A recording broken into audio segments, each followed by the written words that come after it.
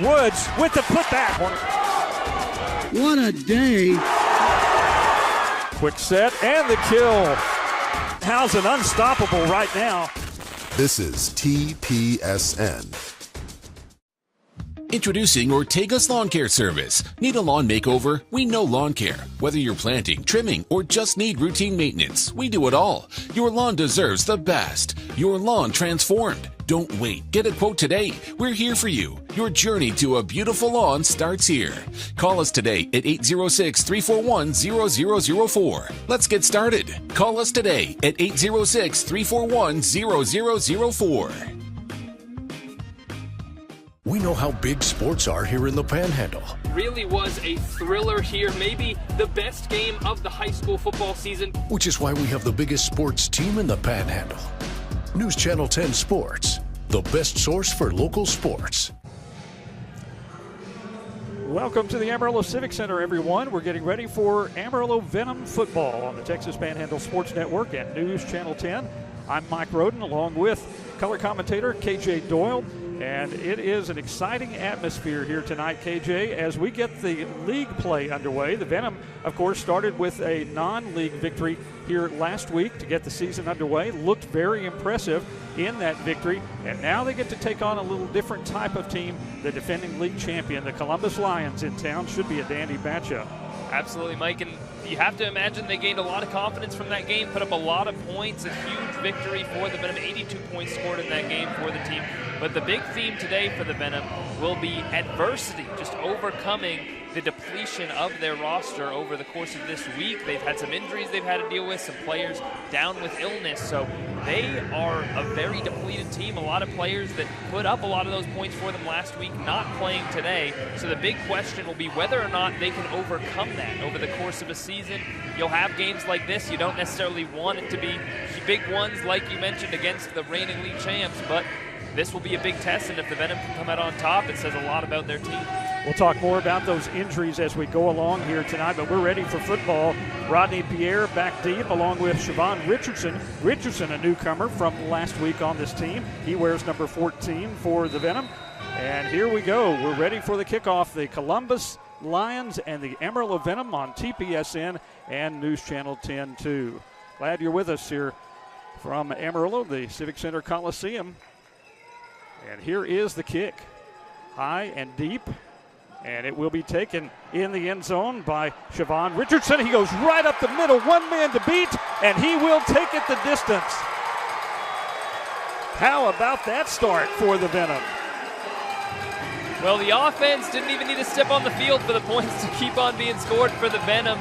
You saw that return, the block set up great, just needed to make one cut, only had the kicker to beat, and was able to just blow right past him to get into the end zone. A tremendous play to start this game, and a lot of momentum on the Venom side right off the bat. Wow, and Siobhan Richardson making an impact right away in his first game with the Amarillo Venom. That was an explosive beginning and couldn't have drawn it up any better for this big home showdown between the defending league champion Columbus Lions and the homestanding Amarillo Venom. Now we'll get the two-point conversion. Dalton Cole is the quarterback. Dalton James, of course, is one of the injuries that KJ mentioned on our pregame a moment ago. And so he's not here this week. But in the backfield, hopefully a very capable replacement from the Ohio State University, Maurice Contact Dowse, wearing number 6. And now as we get set, let's get the officials call. Amarillo Venom, they're first. It's 30 seconds. So the Venom a little unsure of things with the clock at 13:44, just barely any time elapsed with the opening kickoff going the distance. But you definitely want to be on the same page, so no reason not to spend an early timeout and get everything straight. And Mike, that could be one of the things we talked about with a lot of new players out there. Getting everyone on the same page may be a challenge, but having that big early score right off the kickoff makes things a lot easier. You have a little more time to get things sorted away and figure things out. And the real thing that stands out to me about that kickoff return was I got the chance to go out to the Venom practice this week, and Dalton Cole made note while he was throwing of just how fast his receivers were. He was even getting a little frustrated trying to catch up with their speed. Wow. And you saw the speed on full display right there. Boy, he certainly did. Right up the middle. Siobhan Richardson taking it to the house. All right, let's see what Cole and company have in mind on this two-point conversion. He'll drop back to pass and throws to the near side. It is caught in the end zone for the two-point conversion. Coming down with that is wide receiver Zachary Atkinson, and the Venom looking very strong here early. They lead it 8-0 with 13:41 to play here in this first quarter. You saw Cole had two receivers in the area there. It seemed as though they thought they misconnected on the first glance. It seemed as though he just missed his receiver, but luckily two in the area, able to find that two-point conversion in the back of the end zone and put 8 points on the board early. Being in a new league, the American Indoor Football League, we thought we might look at some of the rules and the differences in rules from what has been the case in past leagues. And one of the things, KJ, that I know you pointed out is this thing called Uno.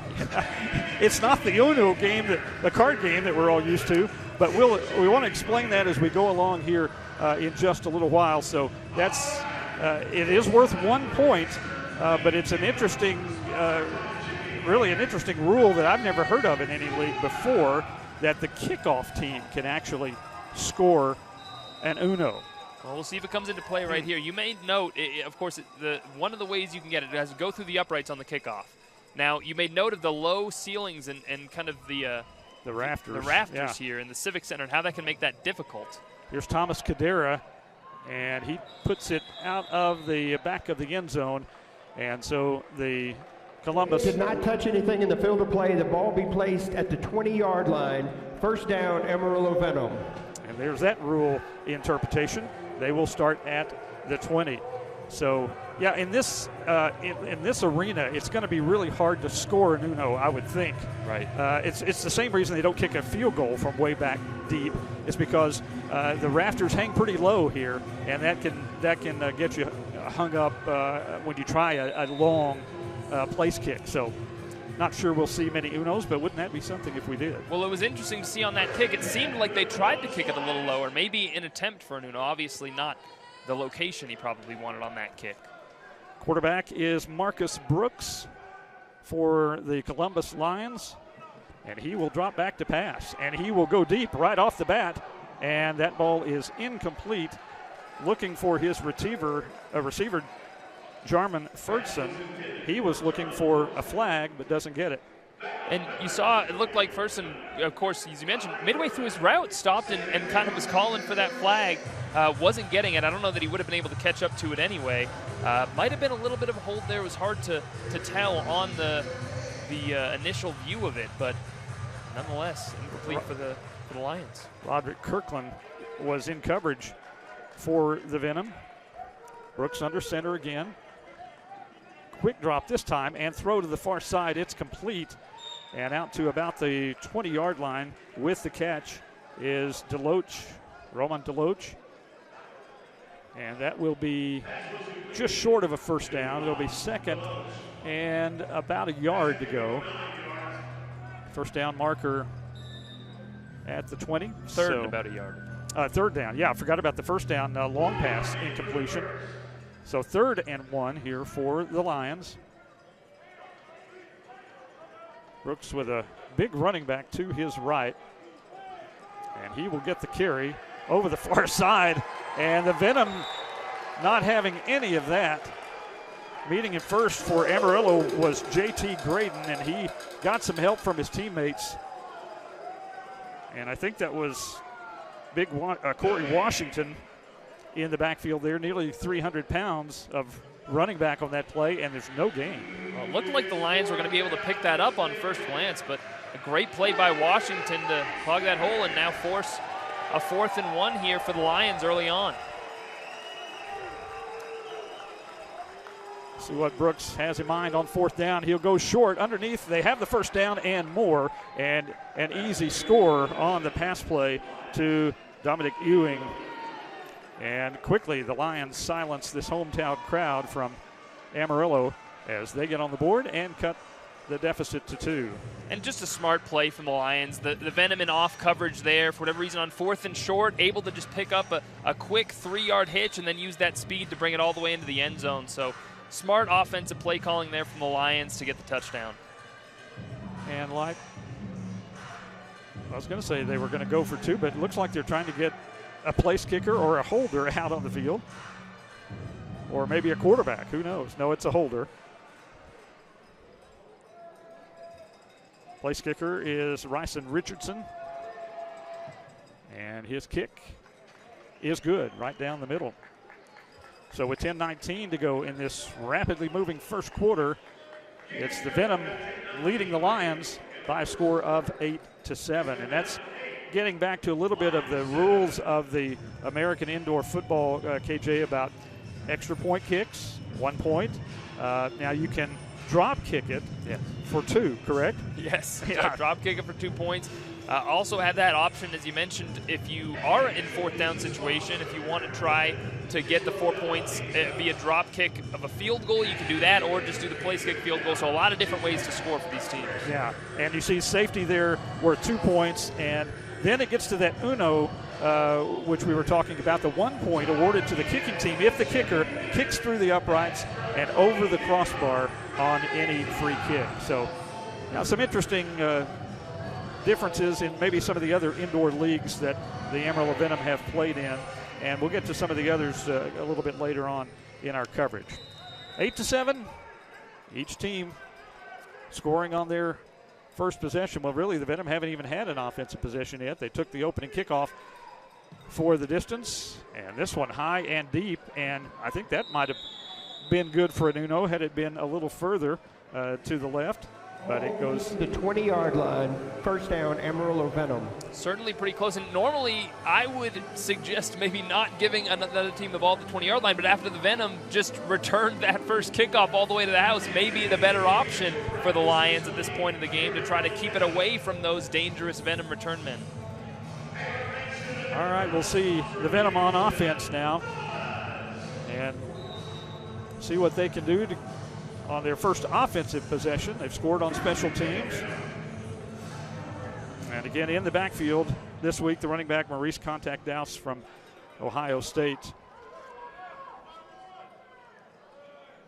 Dalton Cole, the quarterback. And in motion all over the place, but they'll keep it on the ground, and then flags fly everywhere.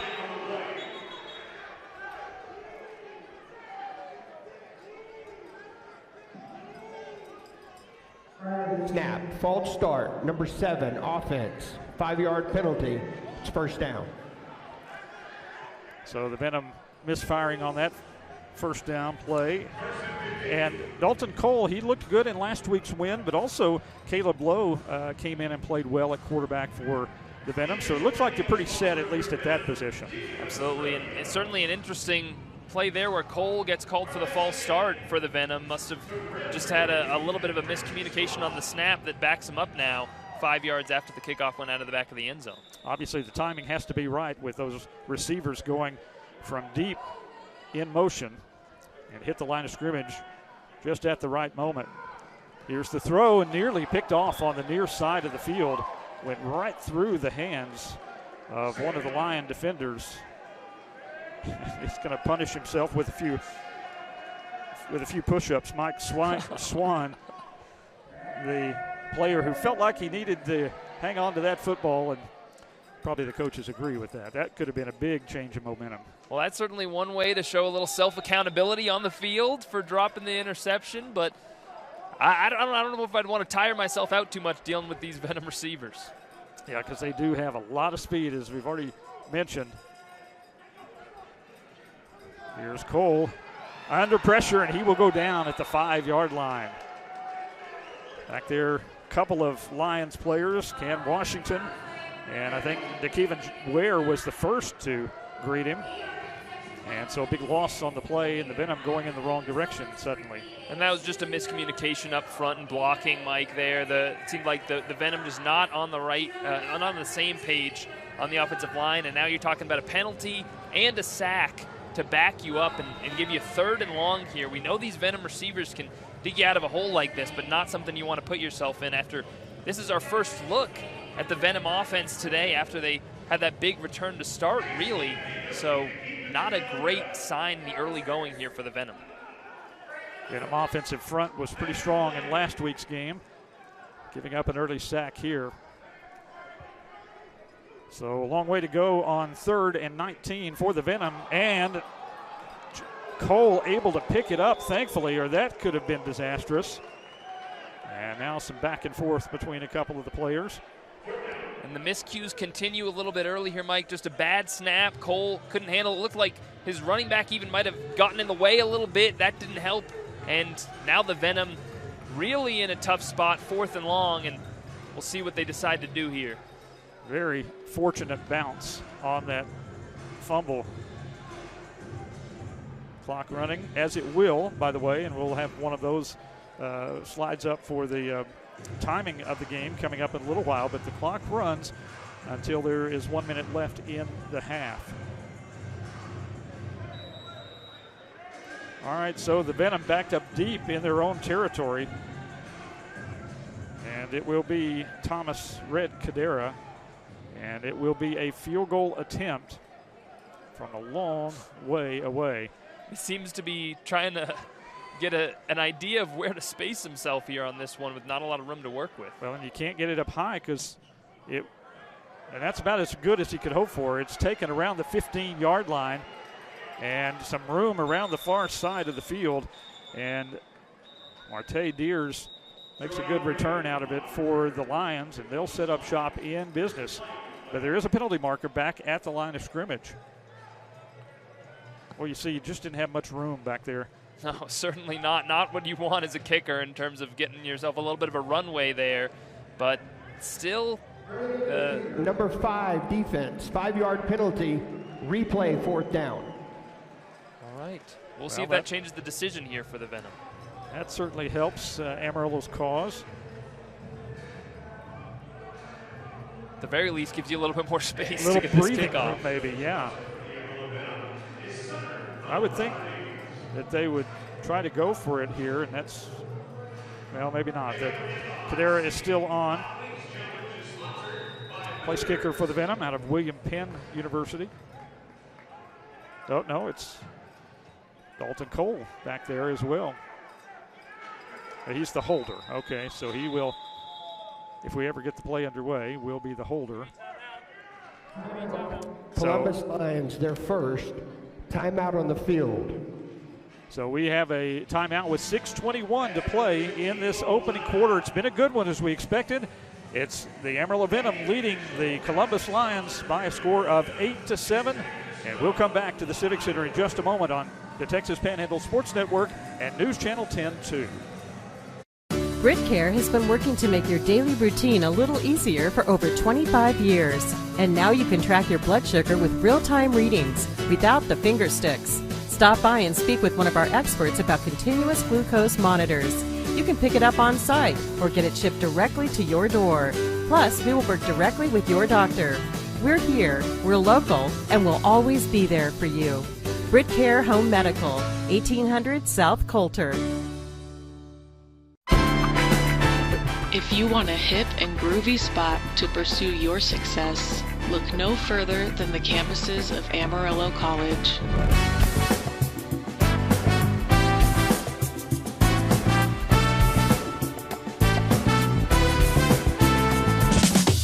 For over 90 years, AC has been educating for the future. So pursue your passion here, where success is timeless. Do you have transmission problems? Scottish Transmissions has been your go-to transmission specialist since 1972 with 21st century technology featuring great old-fashioned service, minor repairs, major repairs, and specialized maintenance to increase performance and longevity. Scottish Transmission, a hometown business with a nationwide warranty, still at 4040 Canyon Drive or ScottishTransmission.com. Call Scotty's 806-358-4040. Scotty's Transmission. 8-7 ball game here in the first quarter between the Amarillo Venom and the defending league champions, the Columbus Lions. Mike Roden along with KJ Doyle. Glad you're with us on the Texas Panhandle Sports Network and News Channel 10 too. Venom backed up deep in their own territory. And on is their place kicker, Red Cadera, to try to boot them out of trouble a little bit. Has more room to work with, but that one is blocked and goes right up into the air. And it will be brought down by the Venom, but it's not going to really matter unless the scrum goes a long way. And so that will result in the ball going over on downs. And that's, again, the difficulty on a kick like that. First down, Columbus Lions. You just have to get it down as low as you possibly can, and that is one of the problems. You might get it blocked, and that's exactly what happened. Right. I think you're saying the Civic Center, you're seeing the Civic Center just come into play there, certainly. And, you know, we thought the re-kick was going to help the Venom. It seems maybe not. Not so much on that play. And the kind of the miscues continue here early. You see how big that first kickoff return was, because the Venom are still in the lead. If they can just work past some of the miscues here, they're still in a good position. Marcus Brooks is the quarterback. He is under center. And will throw over the middle. And the flag comes in as the ball is caught as Raman Deloach makes the catch in the end zone, pending the penalty flag.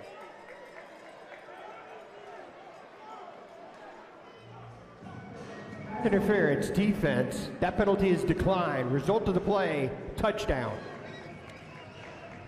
Well, Mike, you saw Deloach use all of his 6'5" build. Not easy for anyone to cover on this Venom roster when you have a receiver with that kind of size, and you get him in motion with that kind of size. That's a lot to deal with, especially when he's got a head of steam, and you saw the Lions take full advantage of it on that touchdown.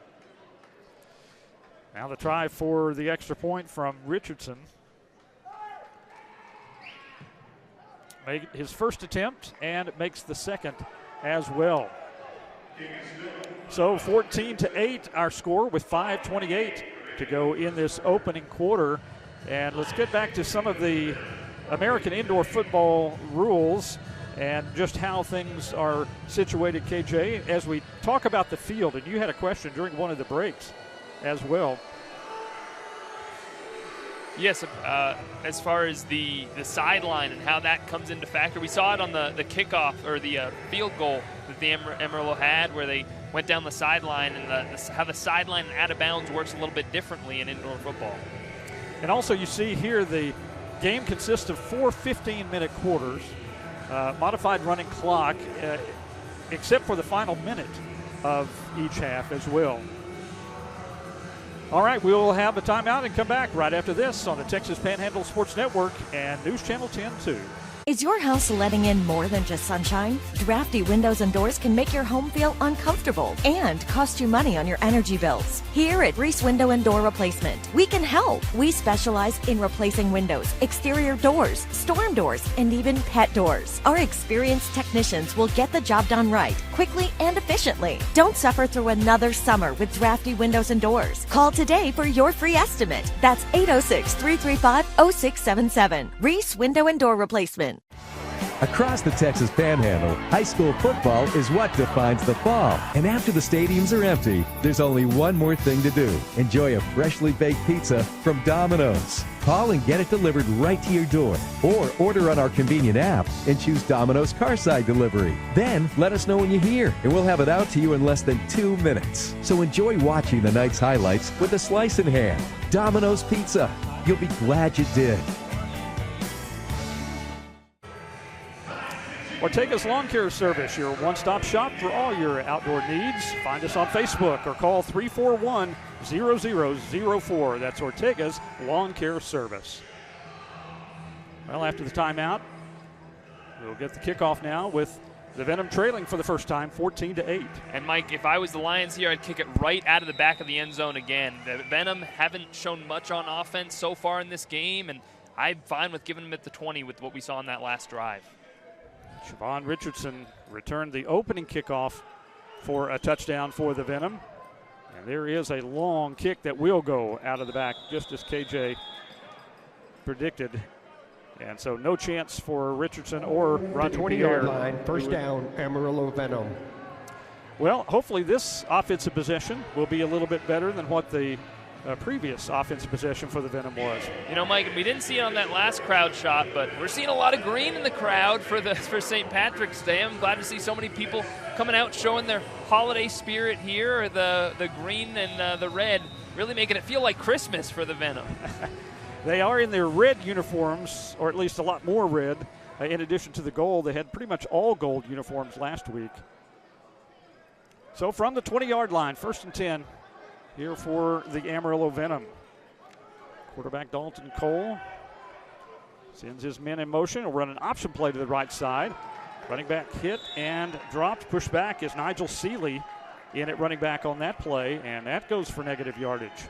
I like the idea for the Venom just trying to get something going on offense after they struggled the last time out, but the Lions just all over it in this defense, playing with a lot of confidence right now after what they were able to accomplish on that last drive, and you can see it. They just have a different aura about them right now out there on the field, Lions. And the Venom, I think they need to try to take advantage of this speed on the outside, just look deep, try to get one of these receivers behind the defense. Yeah, there were 4, maybe even 5 defenders there for the Lions, led by DeCavian Ware. And Seeley just had no place to run. So 2nd down and about 15 at least to go for the Venom. Here's the pass deep over the middle, and that was the intention, as you mentioned, KJ. Looking for one of those speedy wideouts. That one was Rodney Pierre, but a little bit too far and out of his reach, incomplete. And Cole did have him there, just a little bit overthrown, as you mentioned. You know, the coverage wasn't terrible there. It wasn't going to be an easy pass by any means, but those are the ones you definitely want to have if you're Dalton Cole, especially when you're at this point trailing in the game by 6 and you're looking for something to get this offense feeling confident. So 3rd down and 15 now. The ball right at the 15-yard line. Venom just kind of feel like they just need a positive play on offense, even if it doesn't go for a score or anything like that. Just something positive here. Cole will put it up and again goes deep. And that looked like the player was hit well before the ball arrived. Maybe it was uncatchable, but wow, there was some contact there. And, you know, I really don't hate the idea there, Mike, but if you looked at the 20-yard line, Zachary Atkinson was open on a short hitch, and you had mentioned it, just looking for something positive at this point. And unfortunately, they go for the big play, and it come up a little bit short of that. There was a little bit of context. You mentioned a little bit of a bump. Was the pass uncatchable? Was a little bit out of bounds. Amarillo Venom, they're 2nd. It's 30 seconds. Coach Krantz is not at all happy. Looks like he probably wanted a flag there. I think saying that he's unhappy is a bit of an understatement. Yes, he definitely wanted a flag there. And there was, you know, I think he's got a legitimate complaint. By the way, the intended receiver was Hassan Brockman for the Venom. And again, just too deep on the passes from the quarterback, Dalton Cole. Coach Krantz will take a minute to be able to get his opinion across. Yeah, and I think a good moment there from Coach Krantz. Just, you know, try to spark the team a little bit. You know, get them fired up a little bit and get some emotion injected into the game.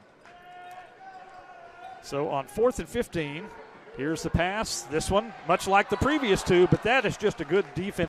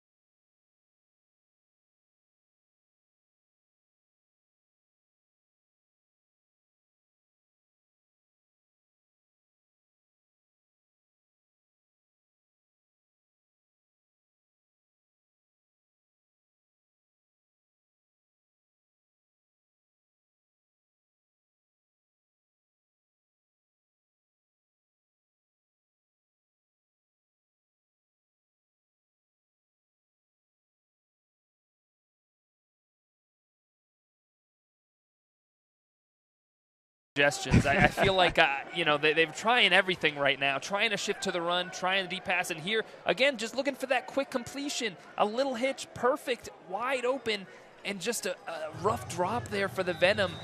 And again, this offense just running into some big struggles and having some issues just making some simple plays.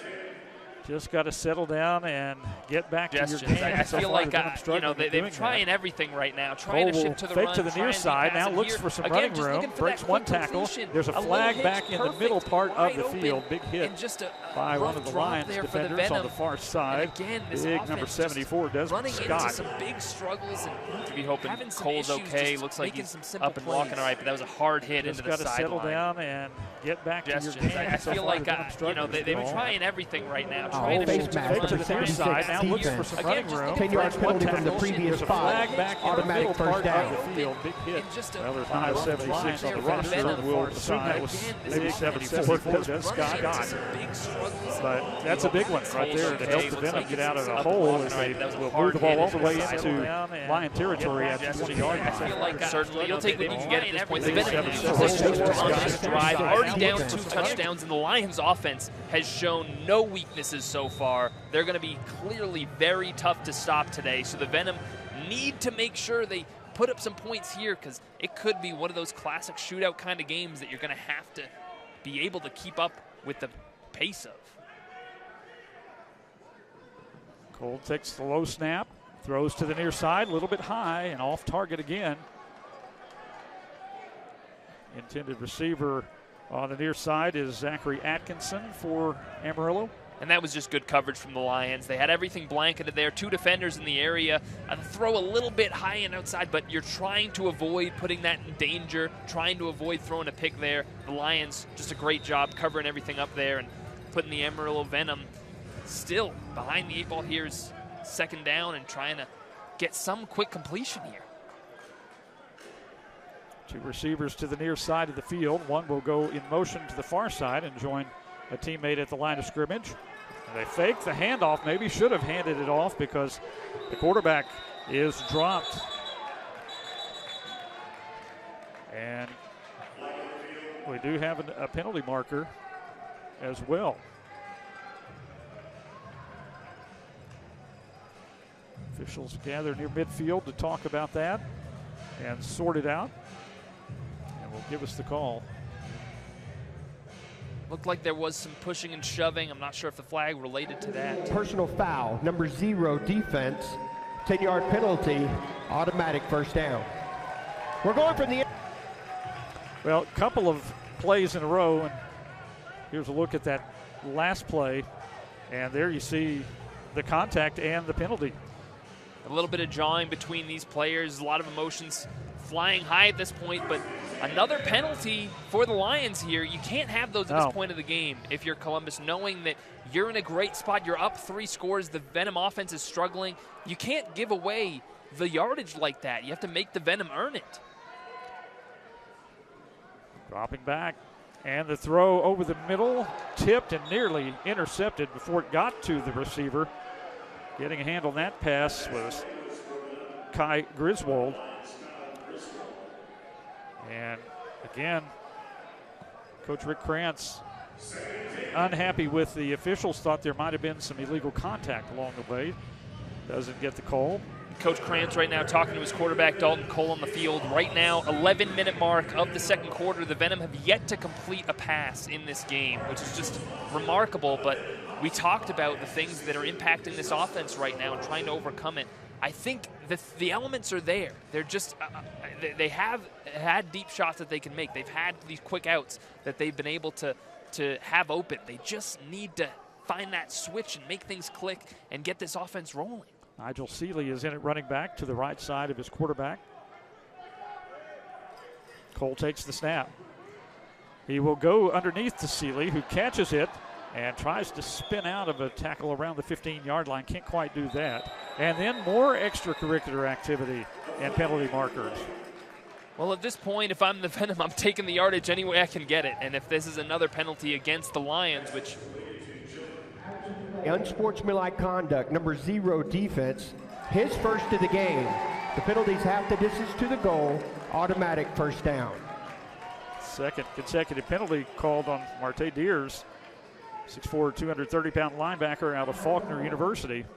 And Columbus Lions, they're first. It's 30 seconds. And the Lions taking a timeout here, smart. Talk to your defense right now because that's the third penalty on this drive for the Lions. And they have to understand we have all the momentum right now in this game. The Venom offense is struggling. You don't want to give them this free yardage and risk them punching in a touchdown here and all of a sudden getting that momentum back that they hadn't been able to find. Yeah, as you said, especially since they've dominated play to this point, they have to be feeling pretty good about themselves coming into a hostile environment here in Amarillo and rolling to a 21-8 lead after the first quarter of play. Some of the highlights for you. So that last drive, just a great pass again, great placement from the Lions quarterback Marcus Brooks on that touchdown. And then on that one, it felt like maybe, again, just a little bit of a push-off in the end zone, but the Lions get away with it and end up scoring. And the difference right now we're seeing between the Lions offense and the Venom offense, very stark.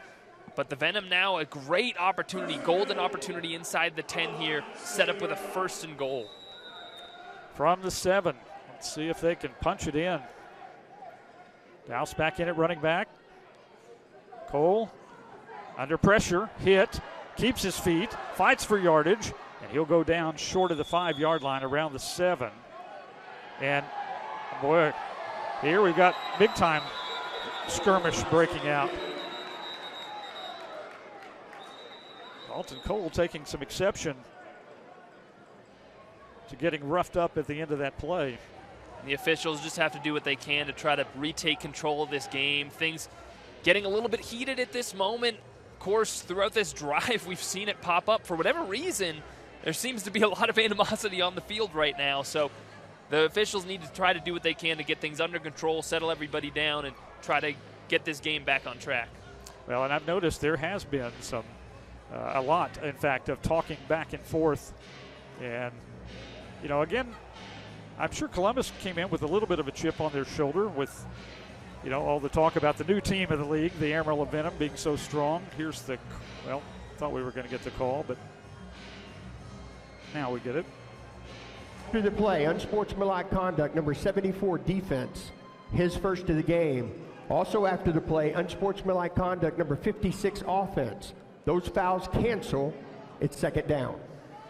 So Desmond Scott, the guilty party for the Lions. Bryant Ankra, the center, the guilty party for the Venom.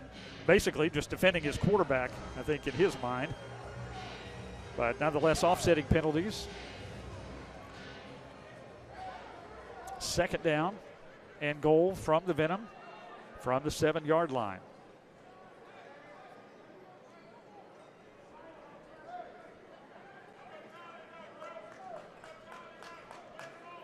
And shifting personnel around.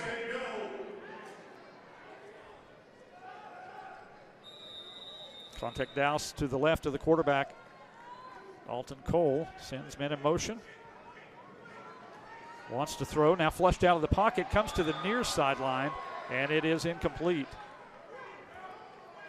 Tried to dump it off at the last minute. And one thing we've noticed, KJ, is that the Lions are getting some pretty good pressure on Dalton Cole. And here's a flag. You see a conversation being had between Dalton Cole and his receiver. Looked like maybe open in the back of the end zone, was For hoping. 52, blitzed outside the left guard. Half the distance to the goal, automatic 1st down.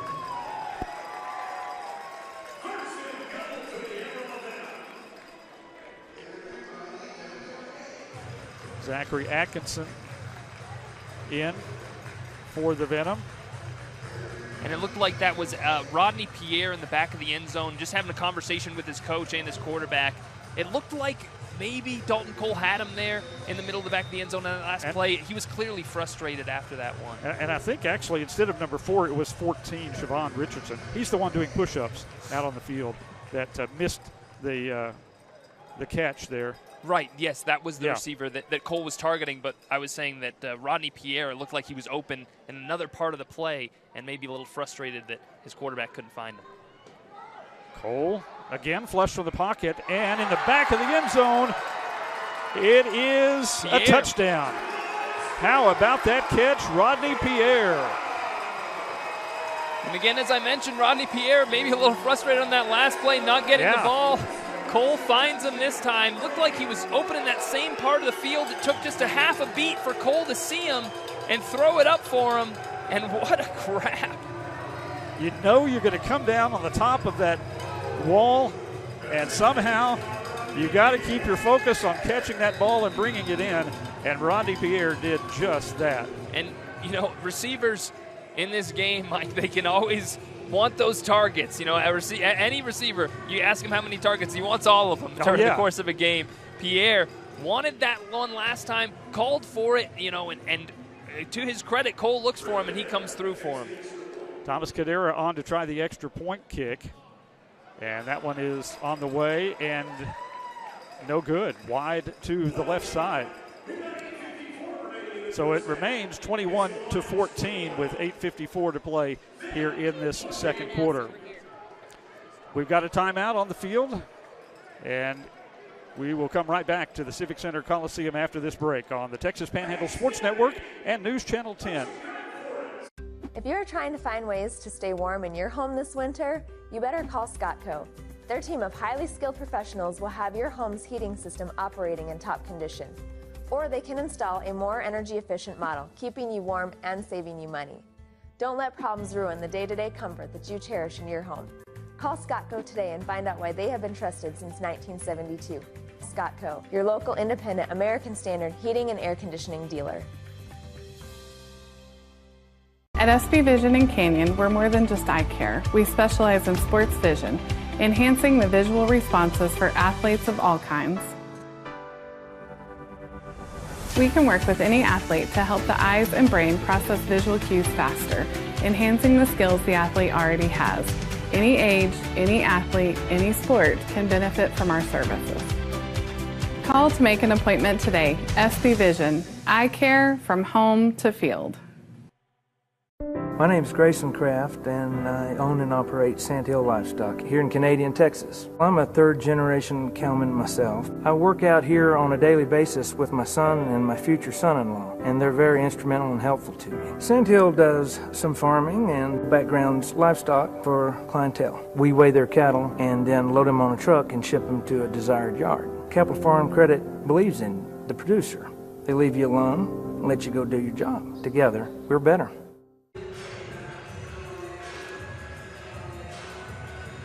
Big game here in the American Indoor Football as the defending champion Columbus Lions in town to take on the Amarillo Venom, the new kids on the block for AIF anyway. And a big score right there, KJ, as you talked about, almost a not a must-score situation, but not far from it. Certainly, in terms of the first half, I mean, you're talking about the Lions have all the momentum, and the Venom offense just needing something positive as we're going to take another look at. An incredible throw under pressure and just really a great catch from Pierre in the back of the end zone. So the Venom offense finally figuring something out. Now it's the defense's turn. They allowed 3 touchdown drives so far in this game. Obviously, it's a high-scoring game. You're going to give up a lot of points, but really that 4th and 1 to start the game is the one I come back to, and a little bit of a question as to why they were playing that far off in coverage in that situation. Obviously not wanting to give up the touchdown, but a great move leads to the touchdown anyway. So the Venom offense, let's see if they can force some sort of turnover on this drive, or at the very least make it tough on the Lions. Damian Ewing chases that down inside the 5-yard line, looking for running room, and he's got some. Look out. And tripped up by Thomas Cadera. Otherwise, that one was going the distance. What a tremendous touchdown-saving tackle. The Venom tried a little bit of a squib kick there, and it looked like it was going to work to perfection, but just look at this cut from the Lions here on this return. Just one cut, makes his move right up the field. Looked like he was going to be gone, but just a great touchdown-saving tackle to prevent the Lions from taking that in. Even still, this offense being set up at the 16-yard line, not what you want if you're the Venom. Looks like the way that this offense has been playing, that's going to make things pretty easy on the Lions to punch in another score. Ewing may get some ribbing from his teammates because the kicker was able to bring him down on that. He couldn't avoid him, but he does set up his team in great field position. Marcus Brooks will take the snap. Short drop back, throws into the end zone, and that one is incomplete. Well, a nice hit in the back of the end zone on the defensive play by Siobhan Richardson to maybe jar that ball loose, as Deloach was the intended receiver. Here's a good look at it. Those are the plays where you hope Deloach is okay, because you see flips right over on the his stands. head. Yeah. It looked like maybe some of the fans or the media members, the Amarillo Venom staff there, maybe been able to catch his fall a little bit. Helped a little bit there, and it's to avoid too bad of a fall. So second down and 10. Ball at the 16-yard line. Now the quick pass picked off at the 12-yard line. And what a big defensive play by the Venom. That is Dee Reese coming up with that interception.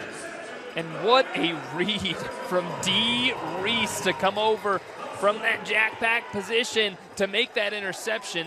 So it looks like the officials are discussing something on the field. You hope that it still results in a Venom turnover. It looks like it will, but just look at this read from Reese. Instantly knows where the ball's being thrown, gets right in front to make that interception. What a play to make, especially considering the Lions offense has not been so much. Personal foul, number 31, passing team. 10-yard penalty will be added to the end of the run. First down, Amarillo Venom. Well, a huge momentum shift there and the penalty on top of it, but really this Lions offense has not been fueled by these short completions. So it's a little bit of a risk there from Dee Reese to try to jump that pass so quickly, but a tremendous read from him to get the interception, and that's exactly what the Venom needed. He looks like a really exciting player. You've got to be, if you're playing a position called jackback, right? You've got to be that kind of intense player. And Dee Reese showed his skill right there. And the Venom go to work on offense. That pass is tipped away and incomplete, dangerously into the air, into some fans along the sideline. So second down and 10 now for the Venom. And just a smart play there from the defensive back, Kai Griswood, for the Lions, knowing once that ball is tipped, it's fair game to put the hit on the receiver and make sure he can't come down with it. So tremendous play there to force the second down. Clock running with 6:20, as you see on your screen there, left to play in this second quarter. It's been a good first half. Venom struck quickly on the opening kickoff return for a touchdown. Lions put 3 scores on the board, and the Venom trying to bounce back now, scoring on their last possession, and in business at the 20 on this possession. Cole, kind of a little screen pass on the far side. And again, Venom player taking exception. That's Dowse from Ohio State. And it looked like Cole was just trying to get rid of it there. He might have had his receiver briefly, but just facing a lot of pressure. Quick dump off just to avoid the sack. And smart play there from Cole just to try to make sure he doesn't lose yardage there. But still, tough spot, 3rd and 10 now from the 20.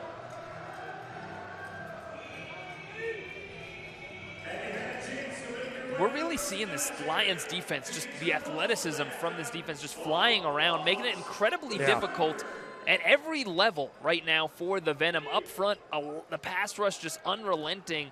And in the secondary, the defensive backs flying all over the place. Yeah.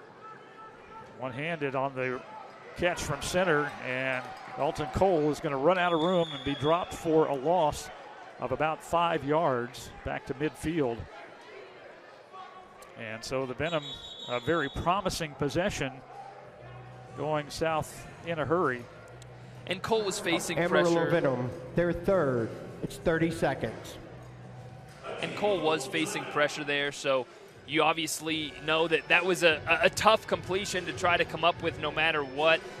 Down the opposite sideline, he did have his receiver, Hassan Brockman, open, but when you're facing that kind of a pass rush, it's hard to make that throw. And the Lions were coming with everything they had on that play. Yeah, DeAndre Brown was the first to apply the pressure and actually got a hold of Dalton Cole to bring him down. So loss of 5, bringing up 4th and 15 right at midfield. Just under 5 minutes left to go in this opening half.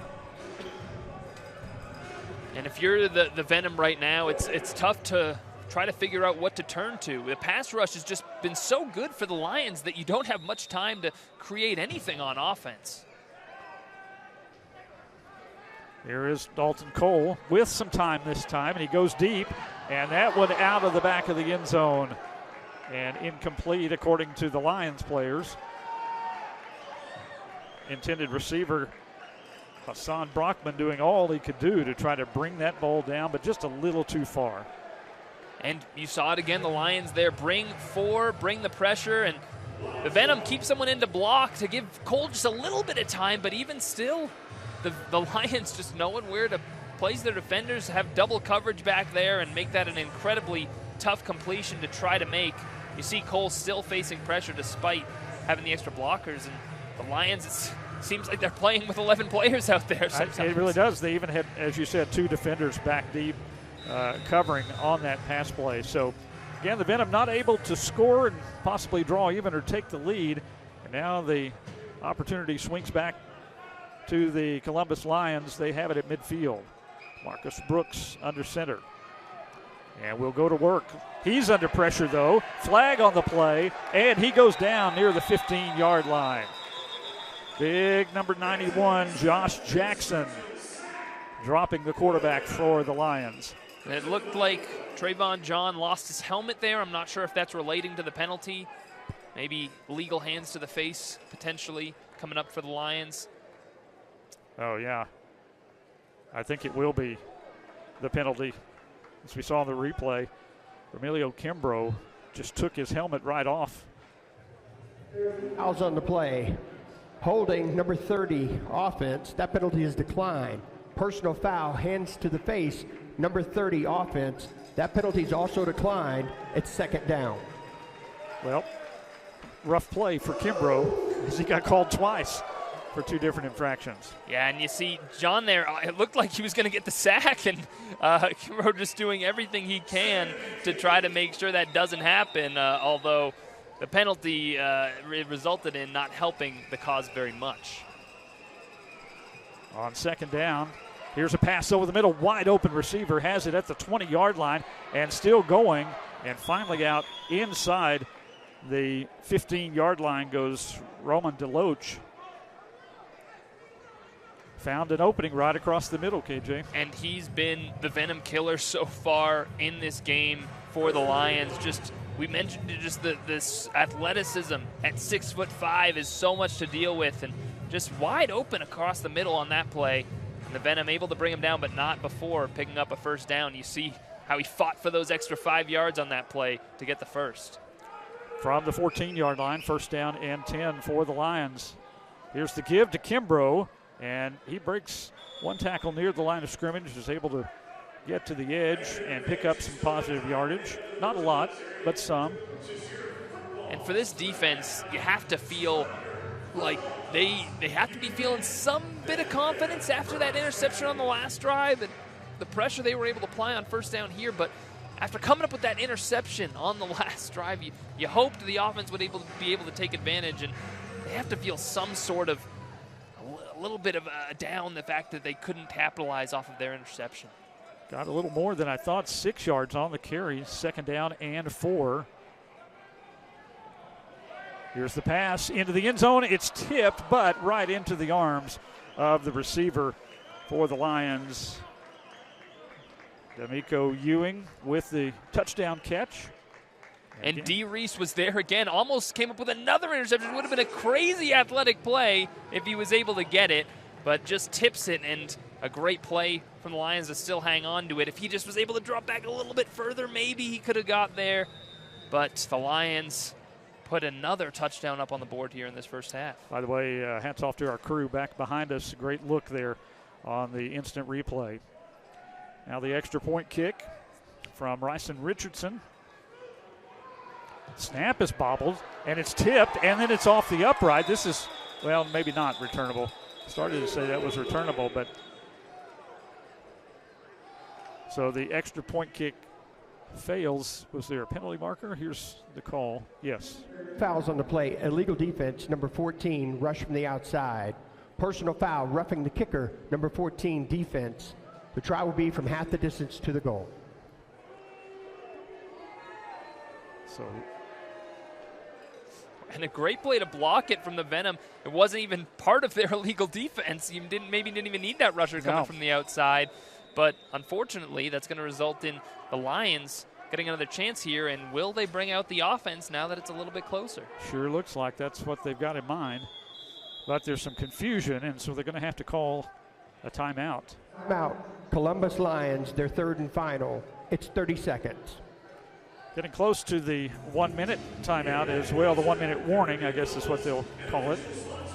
But, man, good game. 27-14, Lions over the Venom.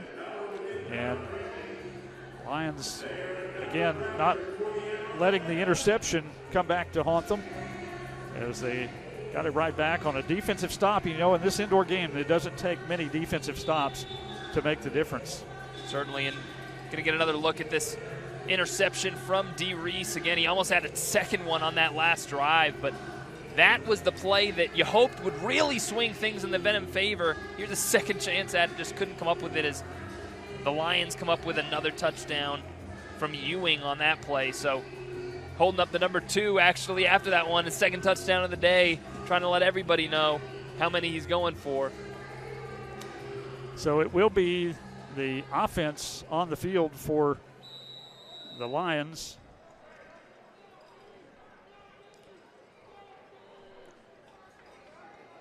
J.C. Newman is actually under center. Newman is going to run right into the arms of the Amarillo Venom. Number 21 right there, Hassan Brockman, was not going to let him get loose. Or maybe that was DeMorian Bro. Couldn't tell if it was 21 or 31. Let's get a look at it on the replay here.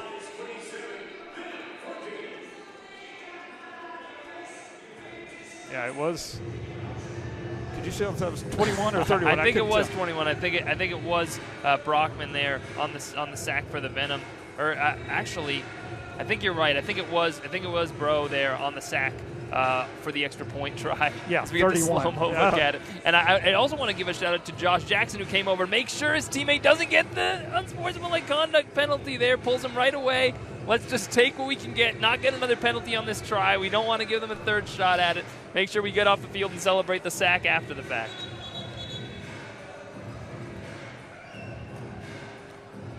All right, so Lions kickoff coming up.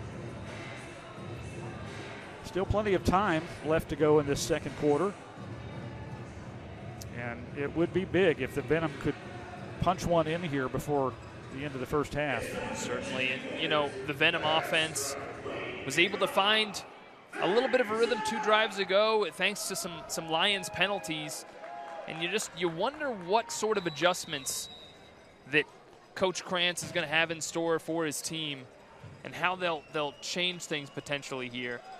But again, if I'm the Lions, not giving them a chance to return it, I'm going to make the offense earn it throughout the course of this game. Richardson the deepest back, Pierre in front of him. And that one's going to bounce around. Richardson gives chase and has it now as he comes out looking for running room. Doesn't find just a whole lot as he's dropped just right around the 10-yard line as Benjamin Smiley comes up to take him off his feet. And Mike, one of the other parts of getting an Uno potentially could have come into play there is there's also the element of the rule that if you're tackled in the end zone, the Uno comes into play as well. But the Venom do a nice job getting it out there, but have to start a little bit behind the 8 ball here at the 11-yard line. So we'll see how that impacts the offense here. Almost feel like with the speed they have, maybe it'll open some things up for a deep shot, which it feels like that's what Dalton Cole and this offense really want to get into. Well, they may have to do it from 5 yards further back. Why not? Institution offense, breaking the huddle with more than 8 players. 5-yard penalty, it's first down. And just another self-inflicted wound there from the Venom offense to back themselves up. But you know, if you're at the 9-yard line, might as well be at the 4. Maybe they just want to give their receivers a little bit extra room to run out there. We'll see if that's something they try to open up here. It feels like with the amount of time left, you see the clock running. Now about to go under a minute, stopping right at 1 minute. Warning. So we do get the 1-minute warning. When we come back, it'll be 1st and 15. Lions leading the Venom 27-14. We're back right after this on the Texas Panhandle Sports Network and News Channel 10-2. Texas Tech University Health Sciences Center is where futures are discovered, shaped, and achieved, both for individuals and for communities. This is where curiosity inspires greatness and breakthroughs save lives. What we explore here means tomorrow will be different, because the best way to predict the future is to create it. And we are the future of health. You know, after more than 30 years of saying your buns are up, Buns Over Texas continues to be the destination for the build-your-own burger. Grade A beef from the flat top, toasted buns, all the fixings at your fingertips. You make your Buns Over Texas burger exactly like you like it. Buns Over Texas is the famed birthplace for Texas tea, 9 flavors on tap. Burgers, tea, and Bluebell shakes, they're all going to bring a smile to your face. Buns Over Texas, 34th and Bell, Amarillo. Glad you've joined us here on this Sunday night for American Indoor Football from Amarillo. And you see the last touchdown by the Lions that have given them a 27-14 lead. Running through that block that was called back due to penalty as well. The Venom offense now setting up. Chance to take advantage here toward the end of the half. Pass comes to the near sideline. Not much there for Richardson. Oh, man, that's a little too much aggressiveness. You got to stop at the whistle, Mike. You got to stop at the whistle. These Lions players are playing with a lot of aggression right now, a lot of aggressiveness. But forward progress to stop. The whistle was blown, and they go a little bit extra, and that's going to take away the penalty yardage that they just benefited from.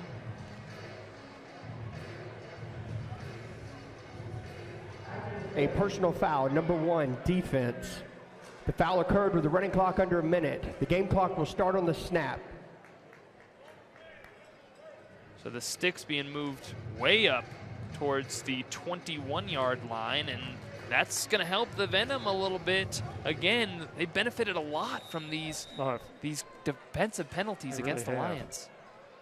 On their last scoring drive for sure, and another mental mistake.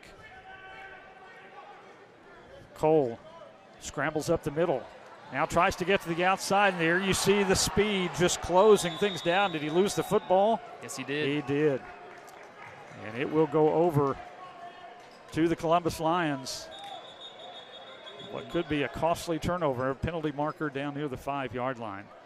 We'll see what this is. It looks like this is after the play, so it should still be Lions ball, but Cole just facing, again, this incredible pressure from the Lions defense, and looked like the hands got up towards the face. Fumble recovered by the defense.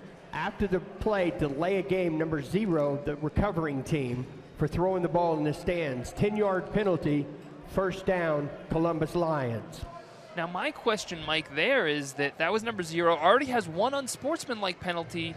Is throwing the ball in the stands not classified as an unsportsmanlike penalty? Yeah, good question.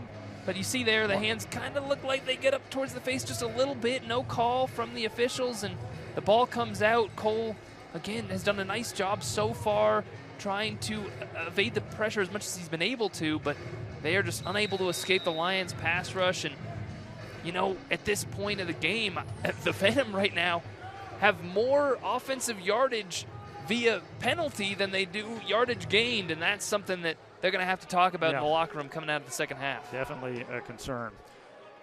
From the 24-yard line of the Lions on first down, pass to a wide-open receiver near the 15-yard line, and dancing into the end zone for the score is Ewing, which will be his 3rd of the first half. And the Venom there just get completely spun around. A great play from Ewing as he celebrates after the fact, and really just poor coverage, wide open. Ewing was no one within 10 yards of him, and then look at the defender just completely lost for the Venom and shaking his head a little bit. He knows that one's going to hurt to watch back after this game is over. You never want to get spun around as a defender, but a great play from Ewing, who's been huge in this first half for the Lions. One of the players the Venom are missing because of injury is defensive back Chris Jones. And so they could definitely use him tonight because they have had trouble covering these receivers from Columbus. High snap, but they get it down, and the place kick by Richardson is good. With 37.5 seconds left to go in the first half, it's the Lions 34 and the Venom 14. We get an opportunity again to talk about some of the rules, KJ, that we haven't talked about so far. We mentioned the scoring and how that kind of shakes out. We talked a little bit as well about the time and how that's structured in AIF. You see the field dimensions. The dasher boards mark out of bounds on all sides. The top of the dasher boards is out of bounds. So those are some of the things to keep in mind. And again, any loose ball which hits off the top, except as we saw earlier on that touchdown pass, is in play and a live ball. Right, and we saw that on the kickoff too when it did hit off the barrier. That's still a live ball. That's in play. The Venom have to field that, and if they don't, then the Lions have a chance to recover. We'll see if they go with the same type of kick here they did last time. Pierre and Richardson back deep. It'll go to Richardson 1 yard deep into the end zone. He's got room as he comes to the near sideline and taking off his feet right at midfield. And, well, we have another yellow hanky on the field. And it looks like this is likely going to involve kind of a skirmish we saw around the 20 there between these three teams. I'm not sure if it's in the area of holding. The Venom were pointing at the Lions players, so. Well, and the Lions players were pointing toward the Venom, so. Looked like maybe in the range of unsportsmanlike. Holding, number 5, receiving team. 10-yard penalty from the spot of the foul. First down, Amarillo Venom. So D. Reese getting the call against him for holding. Well, 30 seconds left in the half, just about. The Venom really need a score here, down 20. If they can get something positive going into the locker room, it would certainly help out. Of course, the Lions deferring, so they're going to get the ball coming out of half 2, and the last thing you want is the Lions with the ball, a chance to go up 4 scores. So as difficult a task as it may be, the Venom really need a score here with limited time remaining. This goes back to that last possession and that turnover that proved to be so costly. Instead of the Venom taking it down and scoring to end the half, it was the Lions tacking on another one. Flag on the play as the snap rolls to Cole. Then he almost completes the pass down the field. But again, penalty marker back towards the line of scrimmage.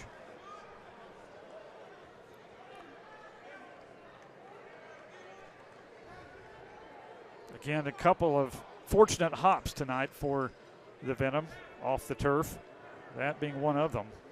Defense, neither linebacker declared. 5-yard penalty, automatic first down. And really a missed golden opportunity. You mentioned Cole was under pressure, but Javon Richardson was wide open down the field. And if he could just have taken a little bit off of that one, even just thrown it up, Richardson could have waited there and grabbed it, but that one goes out of bounds. And now the Venom benefit a little bit from the penalty, but it would have been a lot nicer to have the ball inside of the 10-yard line, potentially already have that score on the board. Still 23 seconds to work with. 1st and 10 from the 19-yard line. We'll snap it to an up back. In there was Trayvon John. And the Venom are going to have to spend a timeout here because that didn't work at all. It didn't seem like that was the idea the Venom had on that play. It seemed like some frustration from Cole and from his coach, too. It seemed like that's not exactly the play they had drawn up for that one. But the Venom still have some time here. 2nd down, 15 seconds remaining. Maybe time for 1-2 more plays if things go correctly. And the Venom, they're going to need to take advantage of a deep shot. The Lions here, they have to be playing back defensively. They have to know the Venom are looking for it all here. I would have more defensive backs maybe playing further back in this one. Once again, they snap it to the up back, which is Trayvon John. Second straight First time. half. That one works a little bit better. But that's going to do it for the first half.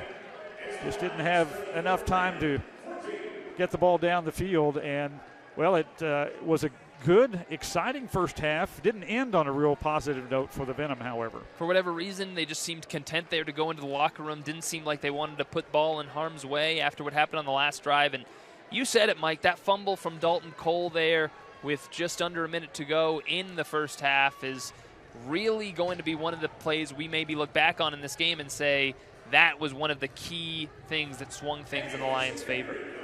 Well, we've got a lot coming up for you here at the break as we will have some interviews with several of the players for the Amarillo Venom. KJ Doyle's been hard at work this week to crank out those interviews to let our fans and viewers hopefully get to know the team a little bit better. There's a lot of new faces on the Amarillo Venom, and I think you're going to enjoy meeting those through these interviews. So we'll get to some of those when we come back. Also, our highlights as well coming up. So hope you'll stay with us. Our halftime score, 34-14. The Columbus Lions coming on the road. And right now, at the break, they lead the Amarillo Venom. We'll be back. Welcome to Medi Drive Pharmacy. We greet you by name, and our pharmacists take the time to console you and answer all your questions. Our Health Mart Pharmacy specializes in serving our community with fast, friendly professional service and the highest quality of medicine and health products. We accept most insurance plans, including Medicaid and Medicare, and we offer free in-town delivery to your home or business. Come visit us for all your health care needs.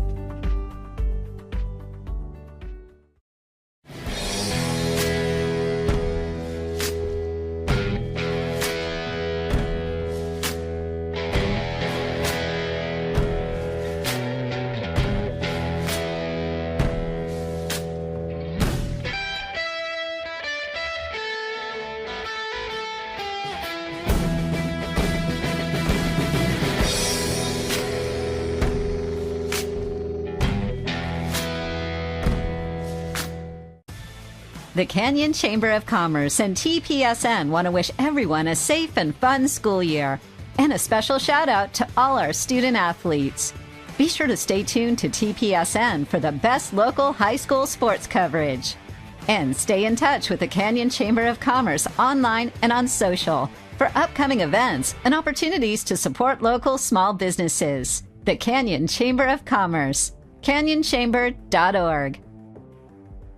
Is your house letting in more than just sunshine? Drafty windows and doors can make your home feel uncomfortable and cost you money on your energy bills. Here at Reese Window and Door Replacement, we can help. We specialize in replacing windows, exterior doors, storm doors, and even pet doors. Our experienced technicians will get the job done right, quickly and efficiently. Don't suffer through another summer with drafty windows and doors. Call today for your free estimate. That's 806-335-0677. Reese Window and Door Replacement. TPSN and Bubba's 33 are teaming up to bring you the best local high school sports. Right now, catch tons of high school games from the Texas Panhandle Sports Network at Bubba's 33 on I-40 in Georgia. And you know Bubba's has you covered with great food, cold drinks, and 74 screens, so you don't miss a moment of the action. Plus, the good music and family-friendly atmosphere means everyone feels right at home. TPSN and Bubba's 33, your number one source for local high school sports. We take the stress out of collision repair. Jimmy Fincher Body Shop, the people who care. Make us your very first call. 'Cause at Jimmy Fincher we do it all. For over 40 years, Jimmy Fincher has taken the stress out of collision repair. Get a free written estimate and our satisfaction guarantee at Jimmy Fincher Auto Body Shop. Just as good as new, that's what we do. Jimmy Fincher Body Shop. Hey, I'm Dalton James from the Amarillo Venom. You're watching Venom Football on News Channel 10. Halftime here at the Amarillo Civic Center Coliseum. 34-14, your halftime score. The Amarillo Venom trailing the visiting Columbus Lions. And it's easy to see why Columbus is the defending league champion. This team is talented, a lot of speed and quickness. We've talked about that, some big hitters on the team. And they've looked good on both sides of the ball for sure.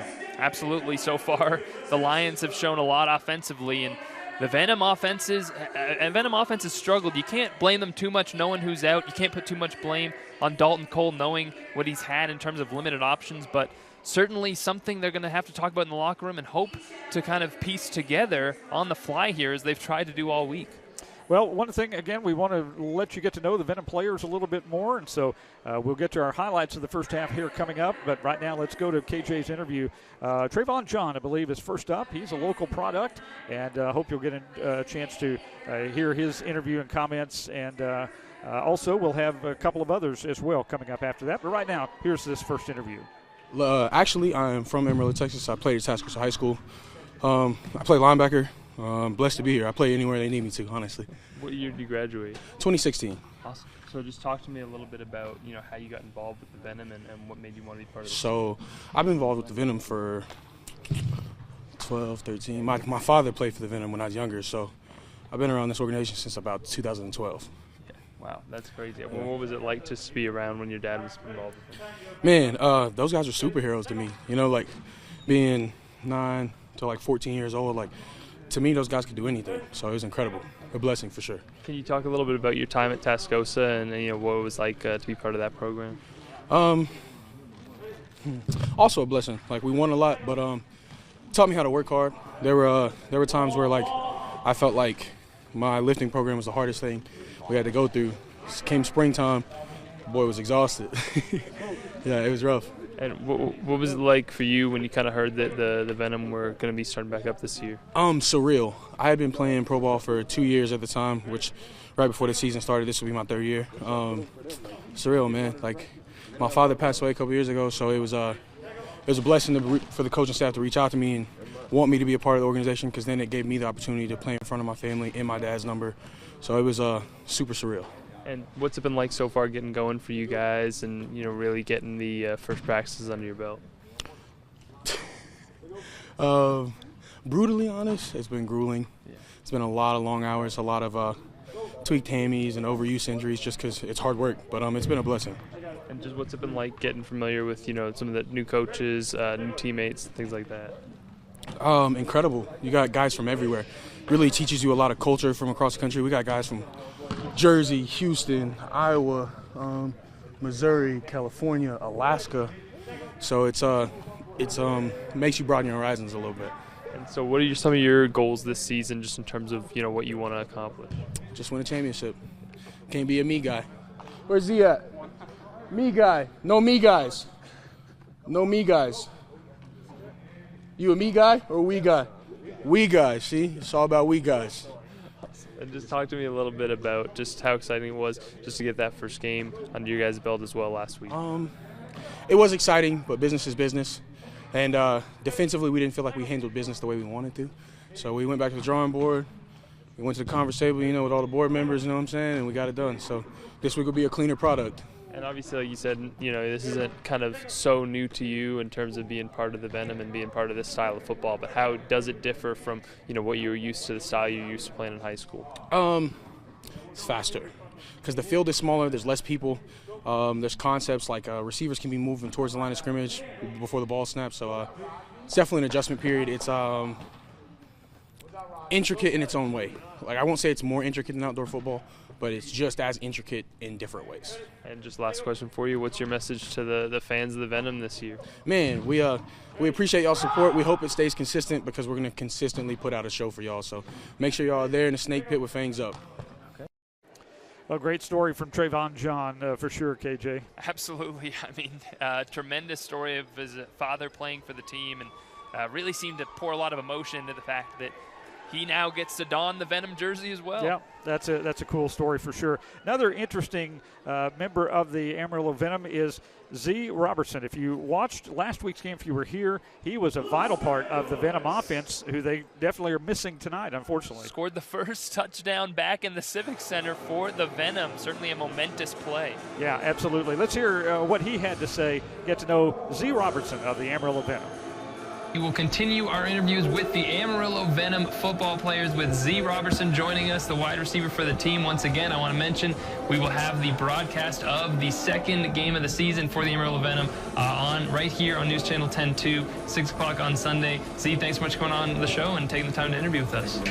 So, Z, I want to just talk to you some of the same things we touched on with Dalton, but just talk to us about, where you played before coming to Amarillo and what the process has been like for you of, staying in football. It's going into my 4th year. I played in Des Moines, Iowa for the Quad City Steamwheelers. I played in Bismarck, North Dakota.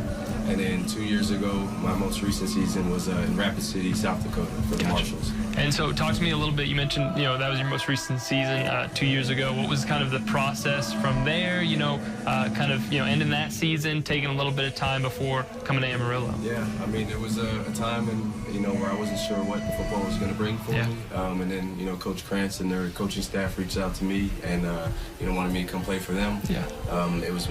I felt like a great opportunity knowing Coach Krantz. He has a great record, especially for offense. Yeah. So as a receiver, you love to be where there's going to be a lot of points scored. Yeah. So the way they were kind of portraying the offense and everything, it was a no-brainer to come out here and join some of these great talent guys that we have here. Well, there certainly was a lot of points scored. We touched on with Dalton, 82 points in the first game. Just talk to me about what it was like just getting on the field and just getting to, be part of that crazy offensive performance. Yeah, I mean, to open up the game with the first touchdown was an honor. Kind of got the crowd going. And then we kind of just kept pouring it on. We came out with intensity. That was the biggest thing the coach wanted us, was to just get going. Don't let our foot off the gas. We got championship aspirations for this team, so we got to start off with game one. We got to set the tone, set the intensity for everybody, offense, defense, even special teams. So I feel like we definitely did that by winning, by 50-plus points. That was the kind of goal coach wanted us for week one. So we did that for him. So, it was a great start to the season, I'll say that. And just talk to me a little bit about what it was like, just kind of the atmosphere. Obviously, the fans still kind of filing in and learning that, the Venom are back, and a lot of people really excited to have arena football because, just like you said, it's been a few years out of the game. The Venom, have had a few years here where they haven't been able to get on the field. Just how cool was it to kind of be part of that first game back? Actually, to your point, I actually know the quarterback, David Perkins. He was here on the championship team 2 years ago. So he kind of gave me some insight on what the community is all about. He basically said, if you win, the community's going to love you, So, we kind of saw that. Yeah. It wasn't a sellout crowd, but it was still very, very packed in there. Yeah. And they showed support, that they want to be here and they want to support a winning team. And, we're here to bring that for them this year. So.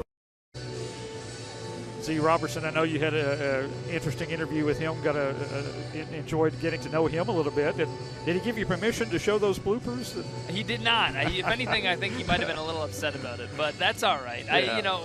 I love talking to those guys, and credit to them for coming out to the station, talking with us. It was great to pick their brains about playing for the Venom so far. Just would have liked to get to know them on the field a little bit so far today if we were able to. Yeah, absolutely. Again, Venom without the services of Z Robertson here in this game, and several from last week that are out with injuries. They've had some sickness as well. So it has been a rough week, and it's kind of been a rough first half. 34-14, the halftime score. The Columbus Lions leading over the Amarillo Venom. We'll take a timeout on our halftime show, and we'll come back with the first half highlights right after this on the Texas Panhandle Sports Network and News Channel 10-2. Looking for the best buying experience? Greg Larry Buick GMC has it all. With our $2,000 best price guarantee on all new vehicles, our free lifetime powertrain warranty on all new and used vehicles, all of our customer reviews and testimonials, why go anywhere else? We now have 1.9% interest on half-ton Sierras for 72 months, and finally a great selection of heavy duties and Yukons. Come see us today. I'm Greg Larry, and I personally guarantee you this will be the best buying experience you've ever had. If you want a hip and groovy spot to pursue your success, look no further than the campuses of Amarillo College.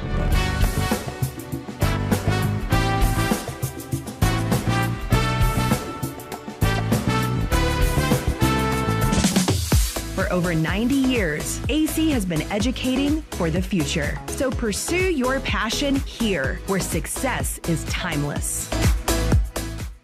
We live united, and we realize that this community is bigger than us, and the needs in this community are bigger than just the needs that we serve. By living united, you're really getting more bang for your buck because you're helping so many programs that help individuals in these families that we can come together and say, look what the community has done. We've all come together to help this family. You know, we'll concentrate on kids, somebody concentrate on food, somebody concentrate on elderly, but we all come together just to serve the people in our community. Hello, I'm Corey with Childers Brothers. Your home is one of your biggest assets, and foundation problems can put that asset at risk. But there's good news. Our 27-point foundation analysis can help you protect your investment. We'll identify the root cause of the problem and present you with the most effective solutions. Our word of bond warranty means we stand by our work, ensuring your peace of mind. Don't wait. Call now for your free analysis. Childers Brothers Foundation Repair. Tuesday is Taconazo at Braceros. For $2 each, you can get your taco with al pastor, shrimp, carnitas, chicken fajita, ground beef, and shredded chicken. Also, fight the heat with a margarita or michelazo. Get your $2 taco here at Braceros on 6th Street and downtown. Stay up to date on what's going on in your corner of the Panhandle with the News Channel 10 News app. Keep up with the stories that affect you and live coverage of your favorite local teams. Scan the QR code and download the News Channel 10 News app today. Back here at the Amarillo Civic Center, Mike Roden along with KJ Doyle. The Amarillo Venom trailing here at halftime, 34-14 to the defending AIF champion, the Columbus Lions, looking very strong here in this opening half. Venom had some moments. Right now, let's take a look at some of those highlights. KJ Doyle with the first half. Well, in the first half, Ramon Deloach was a lot to deal with. All these Lions receivers were, but you see him all of 6'5", just tough for anyone to match up with a receiver with that kind of size, that kind of strength. The Venom did what they could, but just the Lions defense was all over the field, flying around, taking them down behind the line of scrimmage constantly. Meanwhile, the offense just kept on flying high. Great pass and catch there to set them up. Ewing was huge throughout the first half for the Lions, and here another one of those touchdowns. The Lions offense just dominating. Brown there in the end zone for Columbus. Meanwhile, Amarillo trying to get going. That pass rush was after Cole, but a tremendous catch in the back of the end zone from Rodney Pierre. That was certainly the highlight of the first half, along with a kick return for the Venom. But the Lions offense could not get a touchdown on that drive. That was a huge pick, one of the few bright spots in the first half for the Venom defense. D. Reese coming away with that interception. Almost came away with a second, but Ewing got another touchdown, and Ewing was far from done in this first half for the Lions. Again, one of the other few bright spots, they were able to stop this extra point after a penalty. A big-time sack there on the extra point from Demorion Bro. But it was the Lions continuing to put on a show, and look at this move from Ewing to spin the Amarillo Venom defender around and get right into the end zone. Certainly a highlight-worthy grab. The Lions up big, 34-14, and we want to see some more of those highlights from the Venom offense here in the second half. Well, hopefully we will. We'll see what the second half has in store. We need our final break, and we'll come back and see again if the Venom can get things going here in half number 2. 34-14, your halftime score. The Lions over the Venom on the Texas Panhandle Sports Network and News Channel 10-2. Tuesday is Taconazo at Braceros. For $2 each, you can get your taco with al pastor, shrimp, carnitas, chicken fajita, ground beef, and shredded chicken. Also, fight the heat with a margarita or michelazo. Get your $2 taco here at Braceros on 6th Street and downtown. Introducing Ortega's Lawn Care Service. Need a lawn makeover? We know lawn care. Whether you're planting, trimming, or just need routine maintenance, we do it all. Your lawn deserves the best. Your lawn transformed. Don't wait. Get a quote today. We're here for you. Your journey to a beautiful lawn starts here. Call us today at 806-341-0004. Let's get started. Call us today at 806-341-0004. Found a car I love, so I went ahead and bought it. Ever since I did, people ask me where I got it. Bobby Doobie sold it to me. Bobby Doobie sold it to me. She's you, but she's a beauty. Bobby Doobie sold it to me. He saved me a lot of money, had a lot for me to choose. If you stop in, you'll be saying it too. Bobby Doobie sold it to me. Bobby Doobie sold it to me. Ooh, she's you, but she's a beauty. Bobby Doobie You've got enough going on. Worrying about drinking water shouldn't be one. Get Aqua One premium water delivered. 5-gallon bottles are by the case. Stay safe. We'll deliver to your home with no contact front door delivery. Aqua One uses ozone filtration to provide the best and safest drinking water. By the case or by 5-gallon bottle to your front door with no contact delivery. Stay home. Stay safe. Order online at drinkaquaone.com or call Aqua One for delivery. Exceptional Emergency Center is here for Texans 24 hours a day. With 3 convenient locations in Amarillo, you'll never have to wait like at traditional healthcare facilities. Exceptional Emergency Center, providing a full range of medical emergency care and COVID-19 testing and treatment on site. Get immediate access to board-certified doctors and state-of-the-art treatment and imaging options with ease. Exceptional Emergency Center. Visit EER24.com. Tuesday is Taconazo at Braceros. For $2 each, you can get your taco with al pastor, shrimp, carnitas, chicken fajita, ground beef, and shredded chicken. Also, fight the heat with a margarita or michelazo. Get your $2 taco here at Braceros on 6th Street in downtown. Well, teams coming out of the locker room just about ready to get this third quarter underway. And I'll tell you, KJ, one of the Lions players that I've definitely been impressed with. You talked about Ewing, the receiver, and some others in those highlights, but boy, their quarterback has played outstanding. Brooks, he's a big quarterback, over 6 feet tall, 230 pounds. And honestly, the Venom haven't been able to get much pressure on him, and he's kind of picked them apart. Yeah, absolutely. And, almost when he started the game, you started to think that this was, a guy that maybe was just going to be hard to bring down. Maybe they'd have some sort of power running offense to work on and to take advantage of the strength that this quarterback had. But he's just been making smart throws all day long. He's been finding what the Amarillo Venom defense has been giving him, finding wide open receivers. And the Venom defense has to do a better job of making him kind of wait another beat, make those decisions a little more difficult, because he has had some easy throws he's been able to make throughout this first half. He certainly has had several wide open receivers, and he's done a nice job to hit those open receivers. But yeah, some adjustments definitely need to be made on both sides of the football for the Amarillo Venom here in the second half. So we'll see what happens. And as you see some of the players coming out of the locker room, I want to remind you about one of our sponsors here on the Texas Panhandle Sports Network and News Channel 10-2, helping to make our coverage of Amarillo Venom possible. Ruiz Window and Door Replacement. Are your windows and doors causing outside air or rainwater to leak inside your home? Well, don't wait. Don't wait until it's too late. Contact them now on Facebook for your free estimate. Ruiz replaces all windows, exterior, and storm doors, as well as pet doors. That's Ruiz Window and Door Replacement.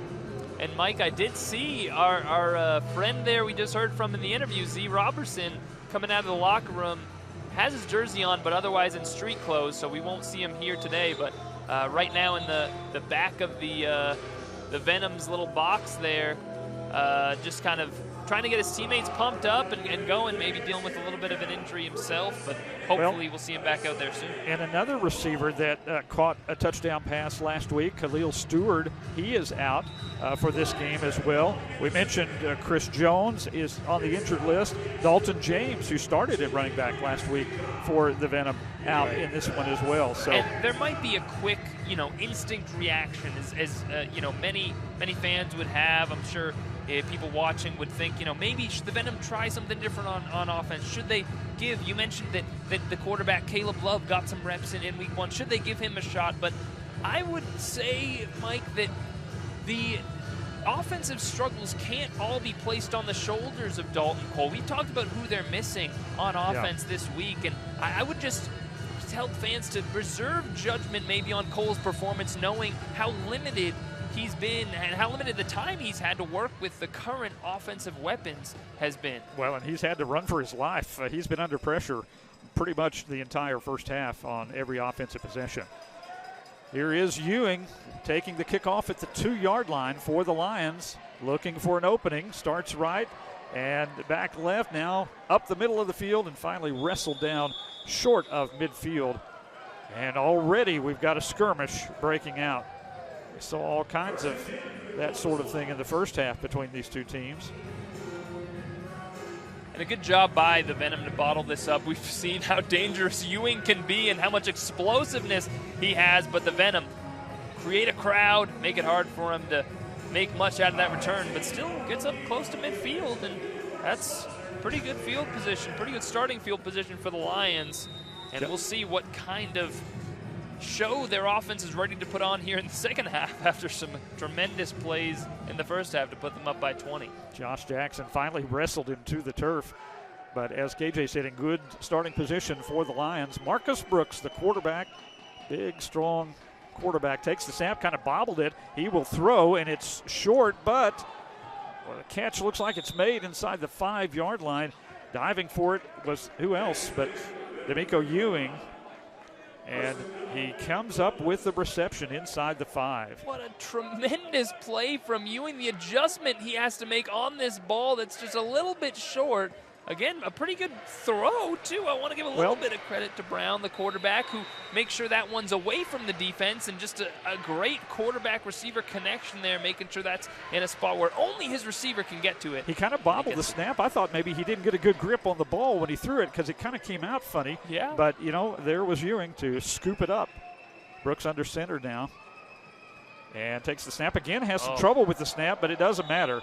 Wide open over the middle of the field is J.C. Newman for an easy Lions touchdown. Not the way the Venom wanted to start this second half. Just too easy there for the Lions to get into the end zone and get that touchdown on the board. Now going up 26 pending the extra point, and you almost wonder if they were caught a little bit off guard by the formation the Lions came with there to get that touchdown, but doesn't make it feel any better to be going down 40-14 here. And we'll just see what kind of things that the Venom offense can sort of put together. That's what you really want to focus on. Just have a good drive. Bryson Richardson out of the hold of the man who just caught that touchdown pass, J.C. Newman. Richardson's extra point kick right down the middle. So again, tough start for the Venom to this third quarter. Lions now lead at 41-14. Ortega's Lawn Care Service, your one-stop shop for all your outdoor needs. You can find us on Facebook or call 341-0004. That's Ortega's Lawn Care Service. Well, Mike, obviously we've talked about the fact that the Venom have struggled a little bit offensively, but a good chance now here in the third quarter to turn things around. Some of the rules here in this American Indoor Football League that the Venom are in, placed and centered above each line. Dasher board, the goalposts are 10 feet off the ground, 10 feet wide. And then we've talked as well about that last part. Any live ball that touches an overhead structure is dead. We saw that on the rafters earlier, but does not negate what any action that had taken place prior to the dead ball. So a little bit of explanation there. Again, we talked about the Uno kick really hard in this Civic Center Coliseum because of the place of the rafters, not the rapture, but the rafters, down pretty low and pretty hard to kick that far to get a kick through the uprights from the other end of the field. So don't know if we'll ever see an Uno of that type here in Amarillo, but would be impressive if we do see it. Well, certainly, I think some of these kickers might have the leg for it based on what we've seen so far in the first half, but it's, like you mentioned, it's got to be low. It's got to be perfect. So we'll see what the Venom can do here. I'm curious to see if the Lions are going to allow the Venom to maybe get a spark from their return man. Go for an onside kick that takes a high hop, and it's covered by the Venom on the far side of the field. Good alert play by Zachary Atkinson. And guess what? We have extracurricular activities out on the field and flags flying everywhere. We haven't seen many of those in this game. Oh, gosh, no. Really shocked by that. A bit of sarcasm. There's the onside kick. It took a big hop, and again, it bounces off the dasher board, so still a live football at that point. The officials seem to be trying to sort this out, maybe a little bit of confusion as far as what the call needs to be. Seems like it's going against the Lions. Maybe some sort of illegal formation on the kick.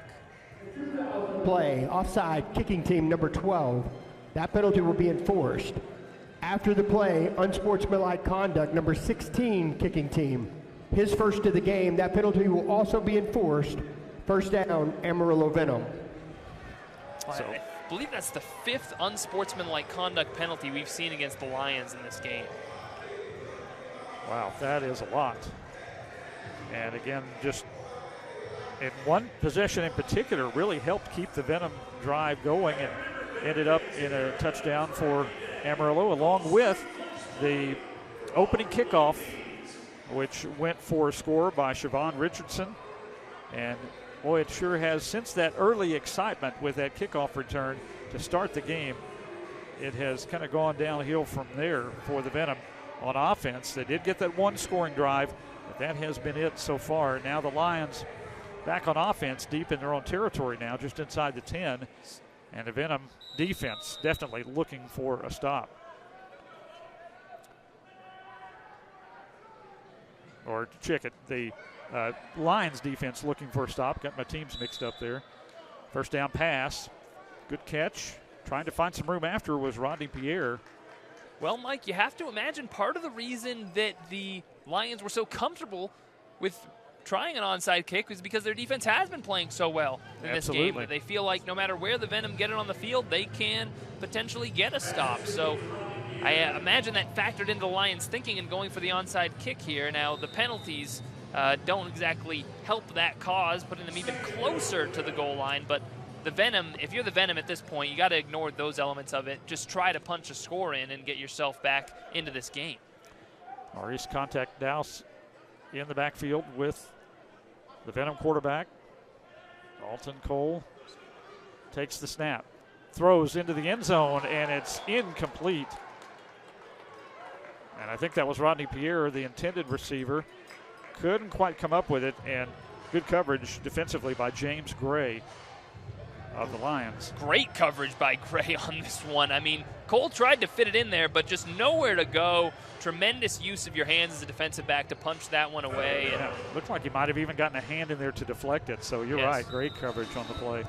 Absolutely, and that's what the Lions have shown all game long, is an ability to make it difficult on this Venom offense. And now you had 1st and goal at the 9-yard line to start this drive, and trying to pick up a yard here at least on this drive and try to punch in a touchdown. Cole out of the shotgun, takes the snap. Here comes the pressure. He steps up, lets it go, and it's intercepted at the 2-yard line. And that is Marte Deers, and a flag at the end of the play as well. Deers involved in a lot of action tonight, some good, as we saw right there for his team, but some not so good on a couple of penalties.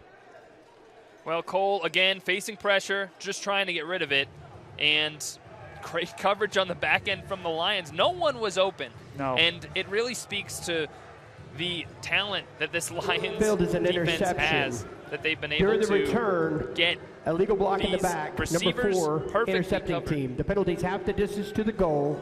First down, Columbus Lions. So a penalty there, and the Lions will back them up. But as I was saying, just the ability to pressure the quarterback, which they've done on seemingly every down, every pass defensively, play, and have perfect coverage on the back end, it makes it incredibly difficult. And if we've learned one thing today, it is exactly why this team has been crowned champions the last few years here. Yeah, they look like they are chomping at the bit for another. And the Venom haven't had many answers so far tonight. Still plenty of time left, though. Just over 10 minutes to go in this third quarter. Not Brooks in there at quarterback this time, as that one is just thrown away. But J.C. Newman lofting that pass down the field, incomplete. And a great catch on that play from the fan in the front row. Just what a grab. Just great job securing it with both hands. Doing the real traditional approach there on that catch. You got to give him credit. I wonder if he gets to keep the football, though. Yeah, good question. Nobody's come to get it so far, so maybe so. Second down and 10. Lions at the 5-yard line.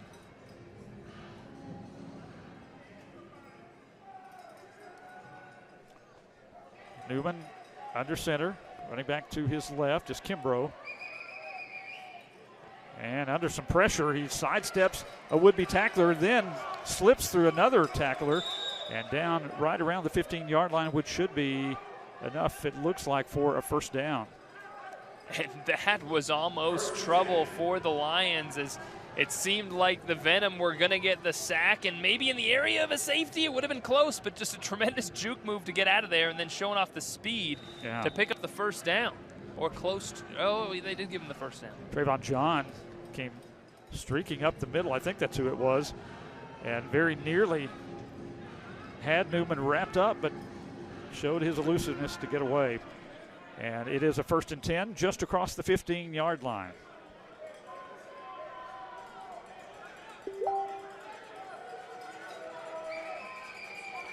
Newman takes the snap and will drop back to pass. Throws deep. Receiver trying to make an adjustment for the ball, could not do it. And it goes incomplete. Looking for Ewing again, who's been a thorn in the side of the Venom tonight.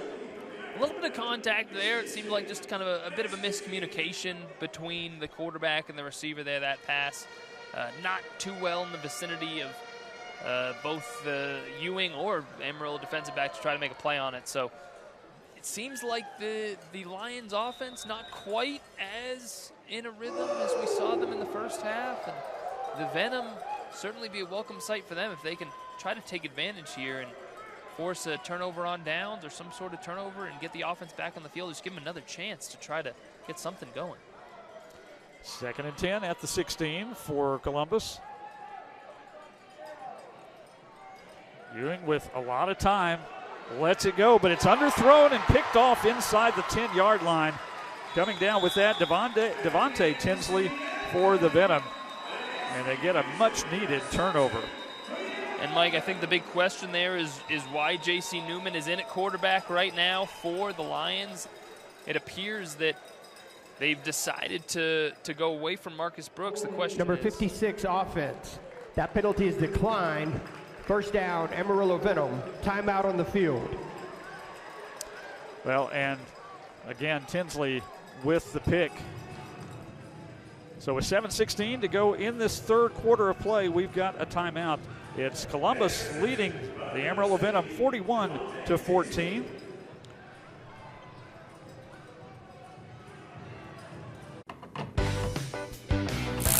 Shoot. I'm calling Patrick. Do you think you can still fix it? Yes, ma'am. We can fix electric fast. Great. When can you be here? Hi, I'm from Patrick. Patrick Electric. When you need help fast, call us. We strive for same-day service and offer 24-hour emergency service. Patrick Electric. Hartman Roofing specializes in doing the job right. Don't settle for less than you deserve. Roof damage left unrepaired will lead to more costly repairs over time. Before you file a claim, call Hartman Roofing for a free evaluation. Don't make a costly mistake. Call Hartman Roofing, 372-8510 if you think you have roof damage. It's important to act quickly. Unrepaired roof damage can lead to costly water damage. Call Hartman Roofing today. If you have a love for the game, you'll love Texas Panhandle Sports Network's local sports coverage. TPSN brings you the best local sports coverage in the Panhandle. The hardest hits, the biggest plays, and latest scores. Every win, every loss, and every nail-biting finish all in one place. Catch the action anytime at TPSNSports.com or the TPSN mobile app on iPhone and Android. The Texas Panhandle Sports Network, the best choice for local sports. So we go back to play as the Venom. We go back to play. The Venom leading. Trailing 41-14. But they have the ball. Wishful thinking. Yeah, wishful thinking for the Venom. But first down and 10 from the 9-yard line, and the completed pass on the far side of the field. Coming up with that one is Zachary Atkinson. And a nice throw from Dalton Cole. Didn't have a defender breathing down his neck and put it on target for a first down. They'll go hurry up here as they try to get a little bit of a rhythm. Cole faces the pressure this time from the backside, and he is dropped for the quarterback sack by DeAndre Brown. And Cole just slow to get up there. Doesn't look like he's really actively injured, but just has taken so many hits in this game. He's got to be feeling it just a little bit. And I was going to say on that last play, a positive thing for the Venom. You want to see more of those. Yeah. More of those just 10-yard outs. Atkinson, one of the receivers on this roster that was there last week for the team and has been able to come back. You hope that him and Cole would have a little bit more of a rapport, just to have developed some sort of comfortability with each other. And you want to see more of those just quick completions for the Venom. You don't need it all in one play. Just try to get something going to get some chunk yardage, get some first downs, and get things rolling. See what they can do on second down and 16 now. Zips that pass to a receiver on the far side. Once again, Atkinson with the catch. That was a rocket. It was, from wasn't it? Dalton Cole, showing off the arm strength a little bit. Atkinson, a nice job just corralling that one in. But the Venom now still in a tough position, 3rd and 14 after the sack, really backed him up. So you like those, I like to see those quick completions, but they're going to need a couple more of those if they're going to pick up the first down and keep this drive rolling. Right now, a good opportunity to try to get back in this game with the Lions offense looking less than unbeatable like they did in the first half to start this second half. Trayvon John in at running back in front of the quarterback. Cole has it bounced to him and then flags and whistles. Looks like they're motioning for a false start. False start, number 4, offense. 5-yard penalty, it's 3rd down. Well, we again got the intercepted pass and then a completed pass on first down, and they just haven't been able to sustain that consistency. And that was Rodney Pierre, who, of course, we saw make that tremendous catch in the end zone.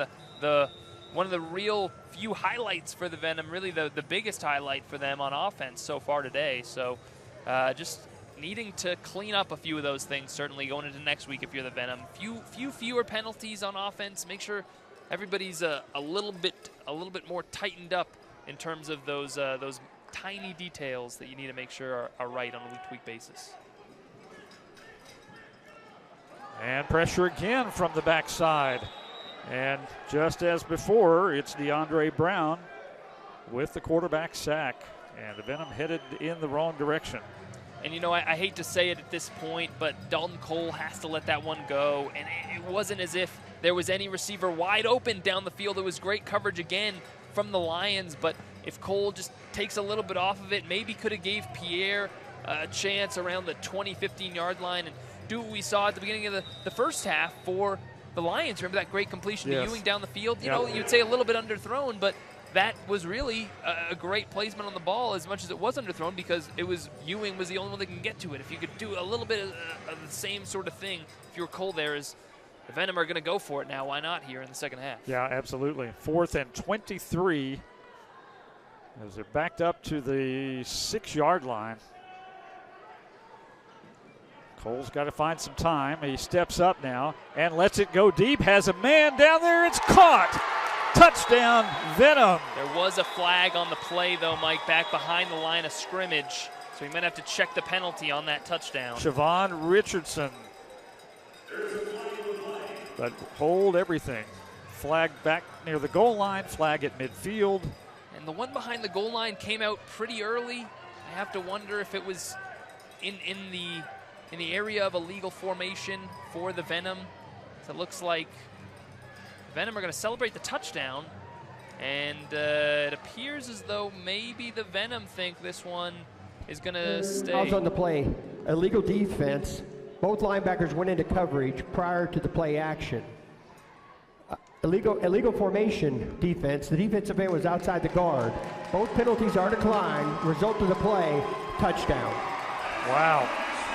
Well, just a great bit of protection. Finally, it holds up. Cole's able to find the perfect spot to let that ball go and just let his receiver beat his man over the top. Perfect throw and catch. Might be the best throw we've seen of the day from Dalton Cole. His receiver had a step. We saw an opportunity to hit one of those in the first half. Cole just overthrew him just a little bit that time. Perfectly on target for his receiver to get the Venom on the board here in the second half.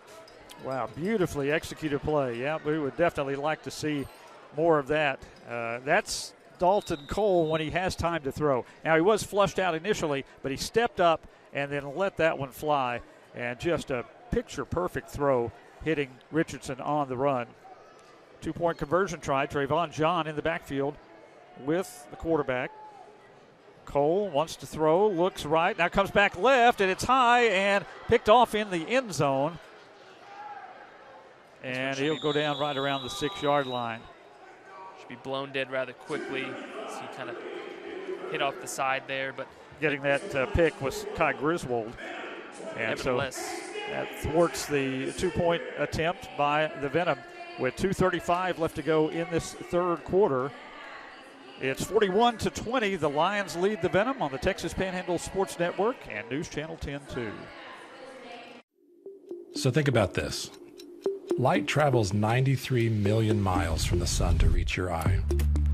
It's bent, focused, and transmitted into electrical impulses.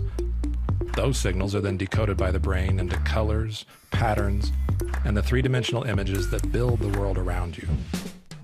Vision is the result of your eyes and your brain working together. So use your brain and let us take care of your eyes. Are you tired and fed up with folks just kicking tires? Are you worried about strangers coming into your home and not really interested in buying? We can help. We make selling your home, your car, or the entire contents of a business painless. It's effortless, fast, and profitable using competitive bidding. Call us at Asset Auctioneers for a free, that's free, no obligation visit to learn how fast and easy it can be to get things sold at auction. Cracks in walls? Sticking doors? Panhandle Foundation Repair provides a lifetime transferable warranty on your foundation repair. As long as the house is around, the owner and foundation are covered. Call Panhandle Foundation Repair for the best foundation repair warranty in the business. 373-4000. Panhandle Foundation Repair is the choice when it comes to your home's foundation because of their lifetime transferable warranty on foundation repair. 373-4000. Well, 2:36 left to play in this third quarter, and finally, it's been a while. It's kind of the drought is broken on the scoring for the Venom. Here's this beautiful touchdown pass. And you mentioned it, Cole got flushed out a little bit, but did a great job just kind of recreating that pocket, stepping up and finding his receiver. To make a throw like that on the run, you're talking about a 42-yard throw roughly in terms of air yardage, and Cole put it right on the money there when the Venom needed it. I mean, backed up against their own goal line, wasn't looking good. They were able to get a little bit of saved by a penalty, but I mean, Cole taking advantage of what the defense gave him there, and those deep throws are going to be the bread and butter of this Venom offense this season. So you need to connect on those. Here is the kick. Will be fielded right at the goal line. Ewan's got a lane. And look out, he's loose again. Finally runs out of room as he's knocked out of bounds inside the 15-yard line. Well, Ewan at a your neck of the woods, Memphis, or I guess it's probably a different Memphis than you're used to. Probably the other Memphis, not the real one. Likely the other Memphis, not Memphis, Texas, where Mike Roden calls home. But Ewing, he's shown a lot today in terms of the kind of athleticism that got him to play at Memphis, and we can see certainly that he's been, if not the best player on the field, one of the best players. Now, my question now for this Lions team, and it looks like the question will be answered, that Marcus Brooks is back at quarterback. You wondered if J.C. Newman playing was just to get him some reps, but not taking any chances now. Quick toss comes to the near side. Brooks right back to work where he left off. That pass complete to Jarman Ferdson as he takes it along the boards. And a good first down gain of about, let's see, where did they spot it down? About the 8-yard line, 8-yard line, I guess. And I have to imagine might not be the last we see of J.C. Newman at quarterback in this game. It seemed as though the Lions wanted to get him some reps up so big, and after the interception and the Venom touchdown, they decide, well, let's go back to our old reliable Marcus Brooks back there at quarterback and try to make sure we really put this game away. Marcus Brooks is a little bigger, but he reminds me of Julian Reese, the former Amarillo Venom quarterback, just in his stature and the way he controls the game.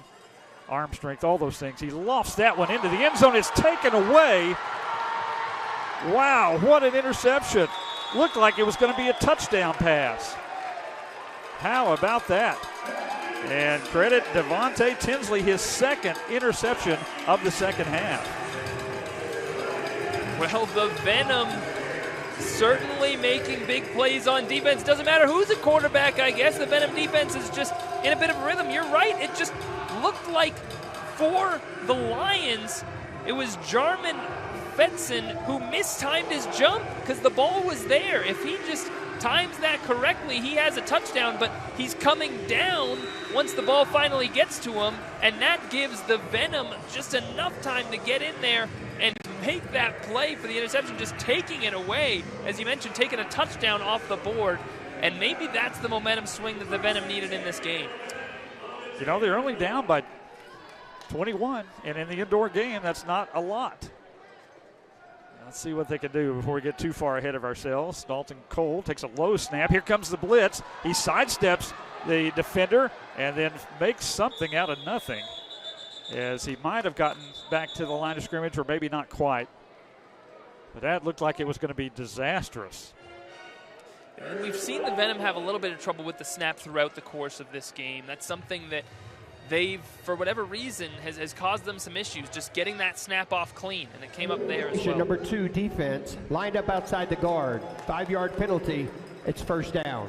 Well, that'll sure benefit the Venom. Instead of a loss on the play, got a 1st and 10.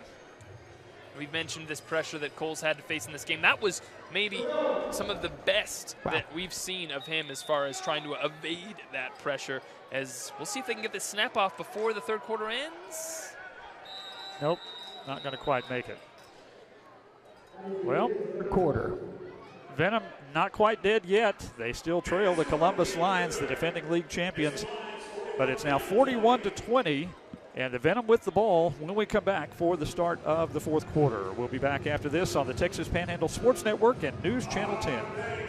Tuesday is Taconazo at Braceros. For $2 each, you can get your taco with al pastor, shrimp, carnitas, chicken fajita, ground beef, and shredded chicken. Also, fight the heat with a margarita or michelazo. Get your $2 taco here at Braceros on 6th Street and downtown. We know how big sports are here in the Panhandle. Really was a thriller here, maybe the best game of the high school football season. Which is why we have the biggest sports team in the Panhandle. News Channel 10 Sports, the best source for local sports. This is Dalton Cole, quarterback of the Venom, and you're watching us on News 10.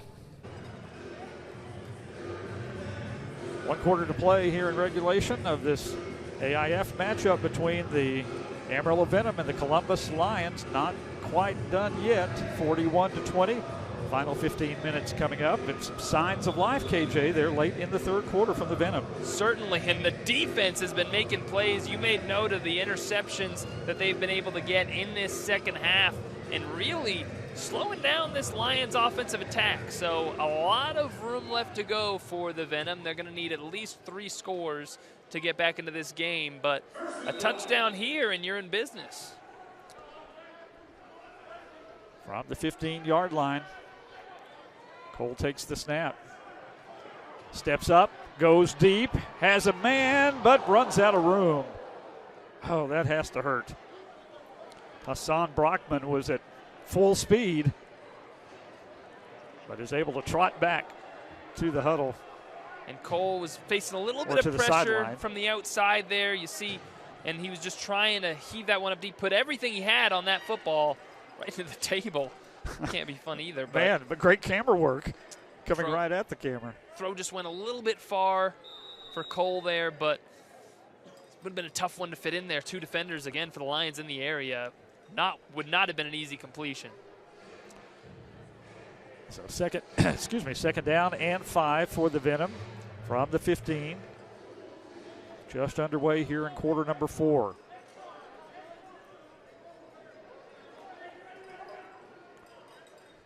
Douse is back in at running back. Another low snap and another flag and another completion over the middle.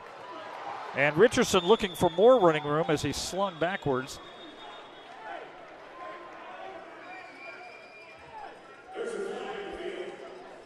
Well, that had a lot of things going on. Number 5 defense in the neutral zone at the snap. That penalty is declined. The result of the play, first down. Well, it was about to be a nightmare when you look at how this pass rush just bolted in, but of course, false start was the reason for it, and it looked like Dalton Cole was just trying to get rid of that one in any way he can, but what a completion, facing basically a free rusher coming right up the middle before anyone has a chance to block him, and to make that throw is really impressive. Absolutely. Just short of midfield, fresh set of downs for the Venom. Cole comes to the near side, that pass off the hands of Zachary Atkinson, incomplete. Cole again looking for that short hitch to Atkinson, just a little high, and you can feel a little bit that Cole is just feeling rushed. That's a throw that he can make, just a quick little hitch route on the outside, but with the pressure the Lions have been able to get this game, he's kind of making sure he's getting rid of the football fast enough, and that's causing these incompletions.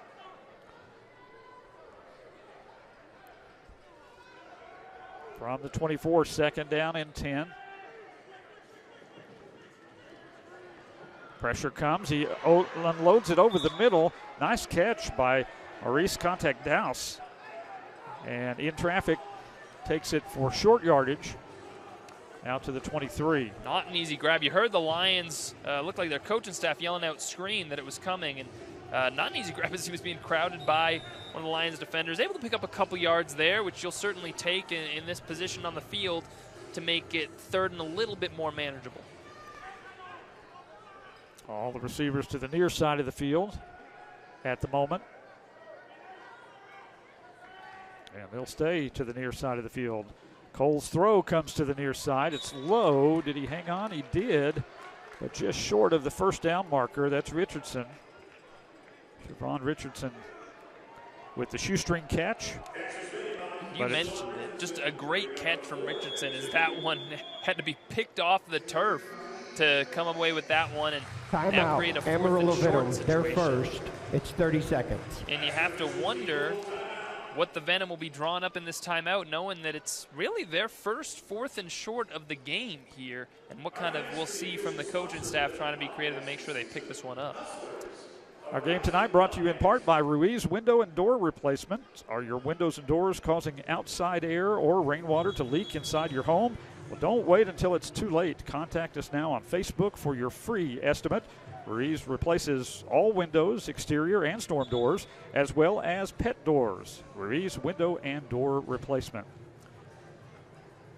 Well, definitely has been an entertaining game. These two teams, a lot of talent on both sides of the ball. Certainly. And for the Venom, you know, I really think it's been impressive that they've been able to sort of hang in this game with what they've had to work with offensively, and can have a chance to cut it to just 2 touchdowns, the deficit here against the reigning champs in the fourth quarter. Need to convert here on 4th down and 2, and it's a bad snap that's fumbled forward, and unfortunately for the Venom, it will belong to the Lions either way. And with the recovery, again, didn't really need to make it, but Ken Washington jumps on that loose ball. Well, it could have been a little bit of a fumble-rooski there, Mike, if the Venom had picked it up with only a couple yards to go, and you almost wonder if there would have been some sort of penalty there if the Venom were able to recover with them knocking the ball forward. Brockman was right there, but he just couldn't get there in time to beat Washington to the football. And so, again, promising drive by the Venom stalls. Now the defense is going to have to come up with another stop.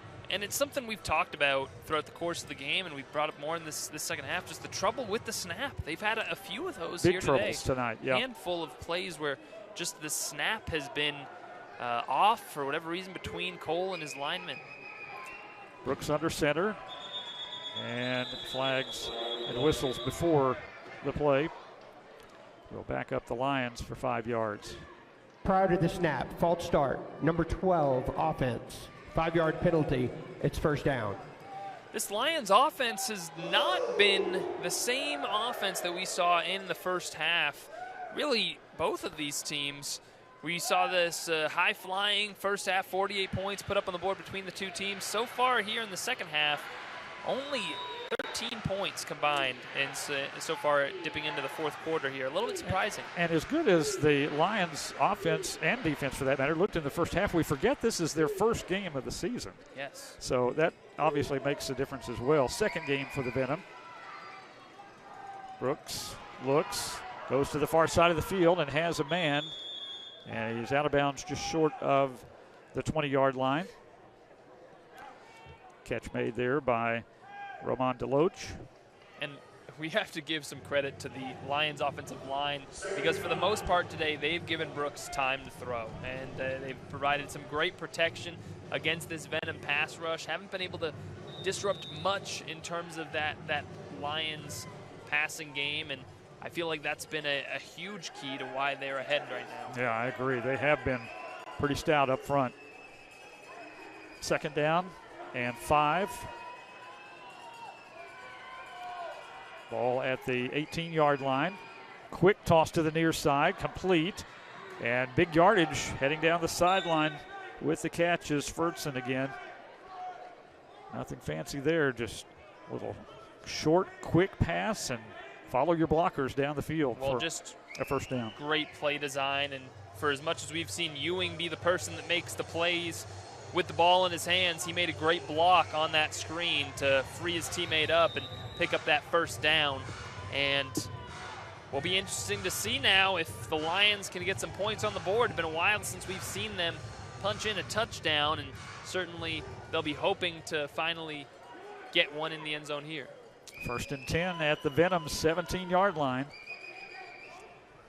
Quick toss, same kind of play to the far side, and it works almost as well to the far side to Fertson as it did to the near side. Not quite as much yardage gained, about 6, maybe 7. And looking deep down the field has been what has cost the Lions here in the second half. Look at Ewing again there with another nice block to make sure they come close to picking up another first down. But as I said, we've seen the Lions throw their couple interceptions on those deep passes down the field. Now deciding to go short, just pick up the yardage that's there, and that's what's working for them here on this drive. It really has the Venom defense on its heels. Second down and a long 2 to go for the first down. The pass complete in the end zone for the touchdown, right over the defense and into the arms of Ewing for the score. Another one for Ewing, and when we see this replay, you have to check out how the Lions set this one up. Fake the screen, which says they had just gone to twice in a row, and then just easily find Ewing in the end zone, getting the Venom to bite a little bit, trying not to get burnt on the screen pass once more, and it frees up Ewing for another touchdown, his 4th of the day. And you saw the Venom player, Maurice Contact Dowse. He was in the vicinity, but just couldn't jump high enough to get any finger or hand on the ball. And so the easy touchdown pass. Richardson's extra point kick looks a little weird, and it misses the mark. His first miss of the night, I think.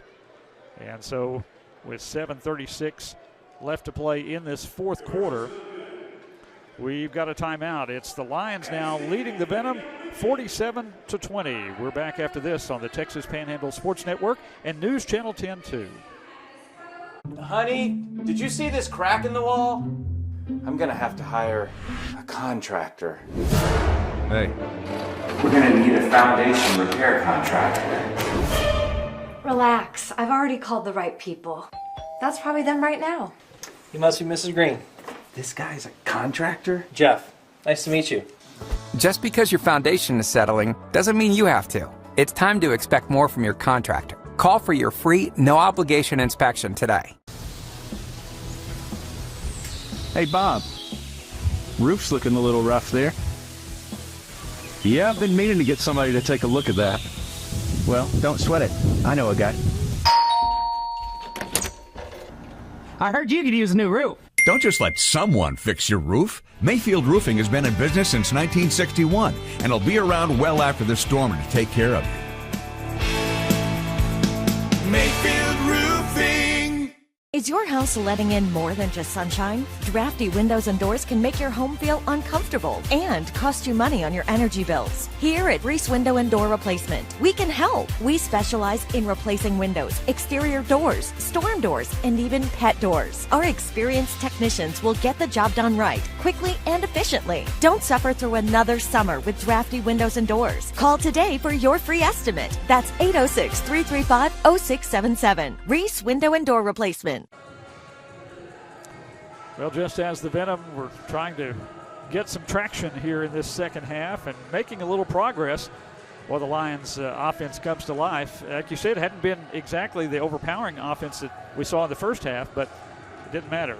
Yeah, and there was that bad snap on their last offensive drive. Just something that has, for whatever reason, been an issue today for the Venom, just getting clean snaps off. And that's kind of the first thing you got to take care of as an offense, just make sure you get the snap off. Meanwhile, Lions offense got back in a rhythm, and who else there on the touchdown? Ewing. He's been the star of the game, unquestionably, so far.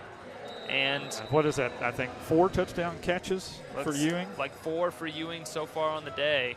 And he's just been dynamite, both as a receiver and a return man.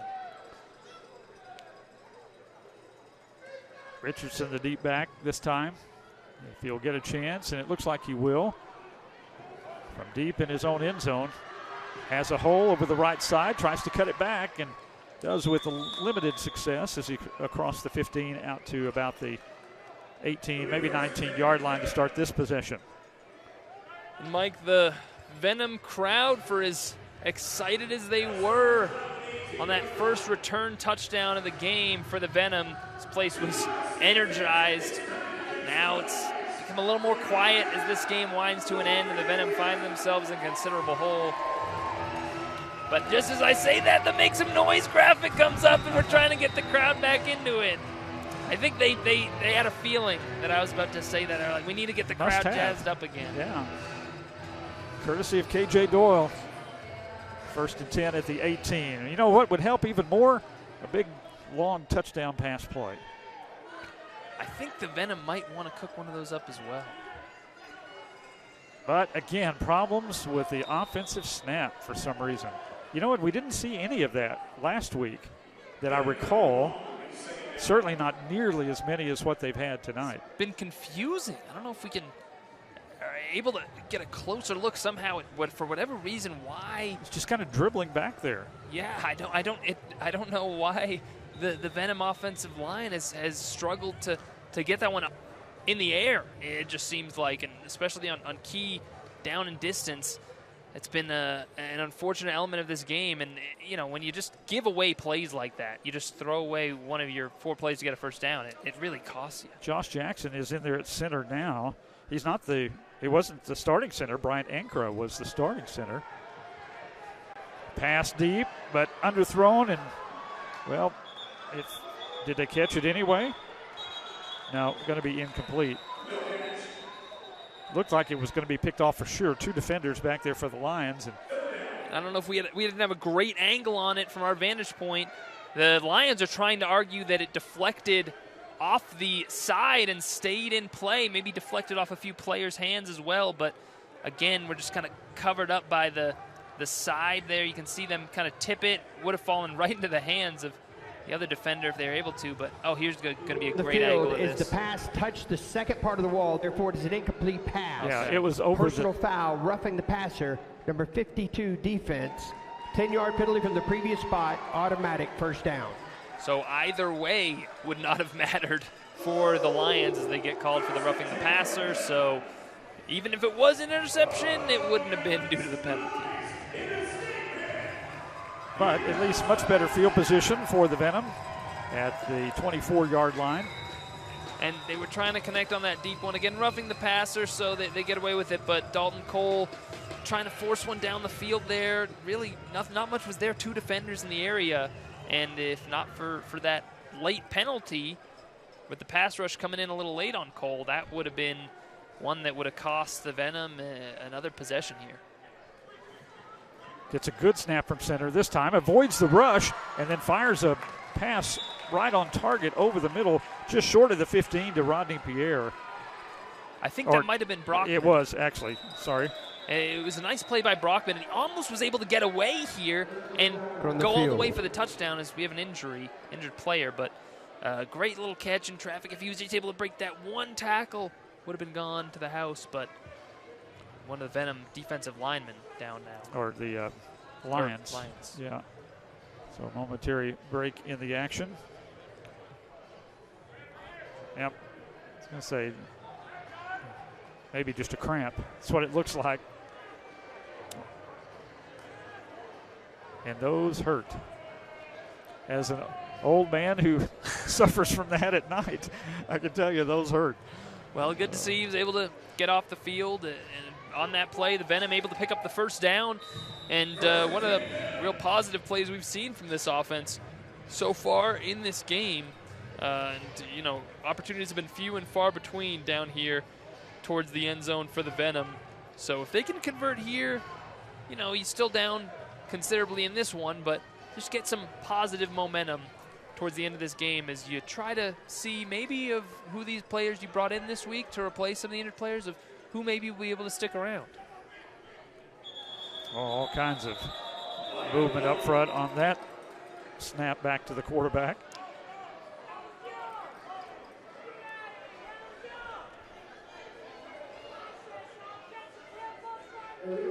Number 91 offense, 5-yard penalty.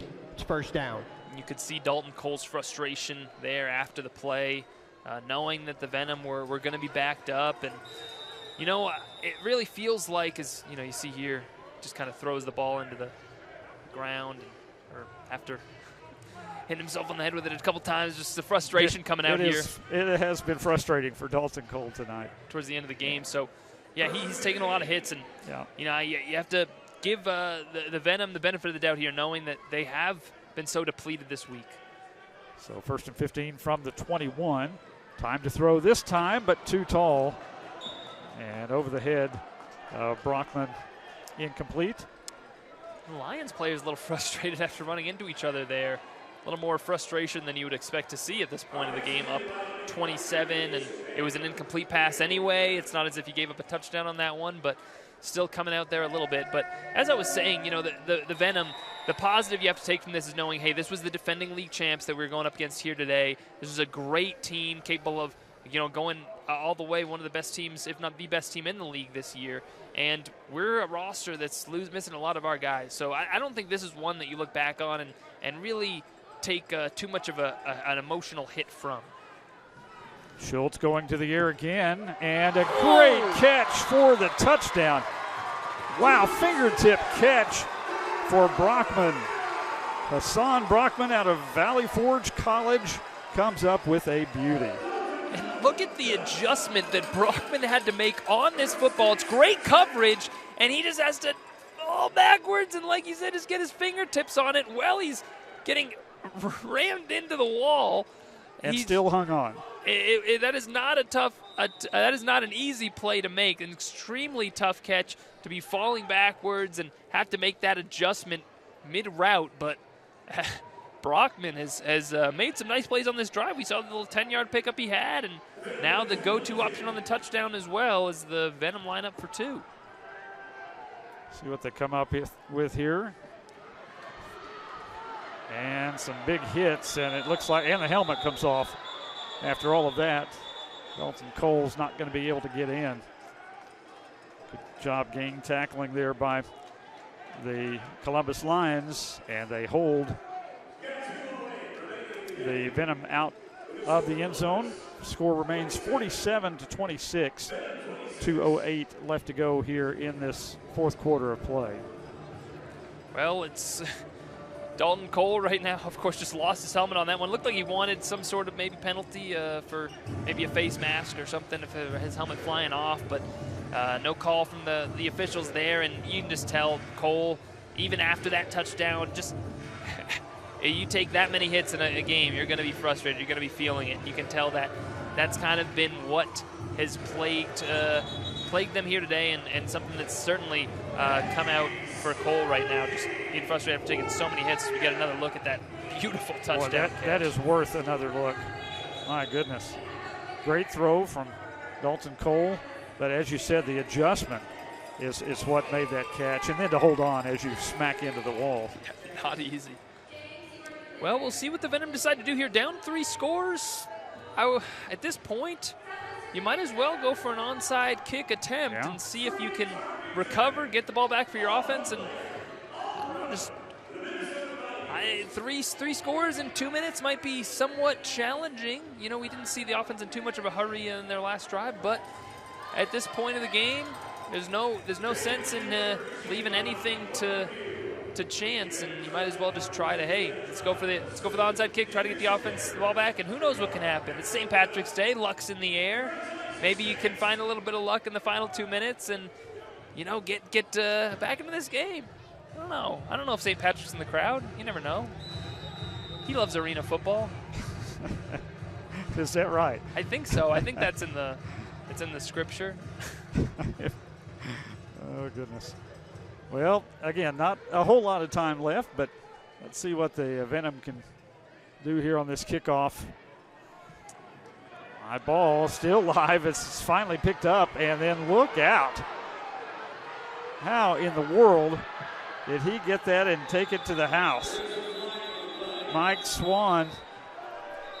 There are multiple flags down as you look. Ewing is back there with his hands in the air. Looks like he knows that one's coming back. Yeah, he's sick. Looks like personal foul, illegal blindside block, number 12, receiving team. The penalty's half the distance to the goal, first down, Columbus Lions.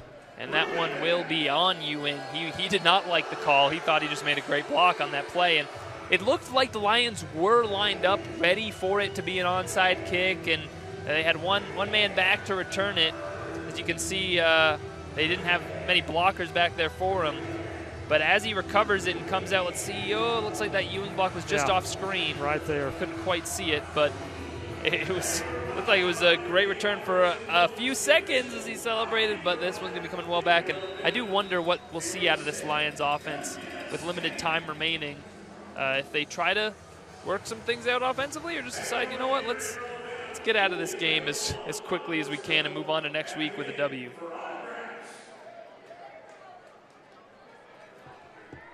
So inside their own 5-yard line, back in at quarterback is Newman. Under pressure, scrambles, gets loose, and heads down the sideline. Gets a good block down the field as well. Well, maybe not so good a block. Too good, you might say. Here as the Venom came away with the football there. Check out the flag thrown near midfield where that block was being thrown.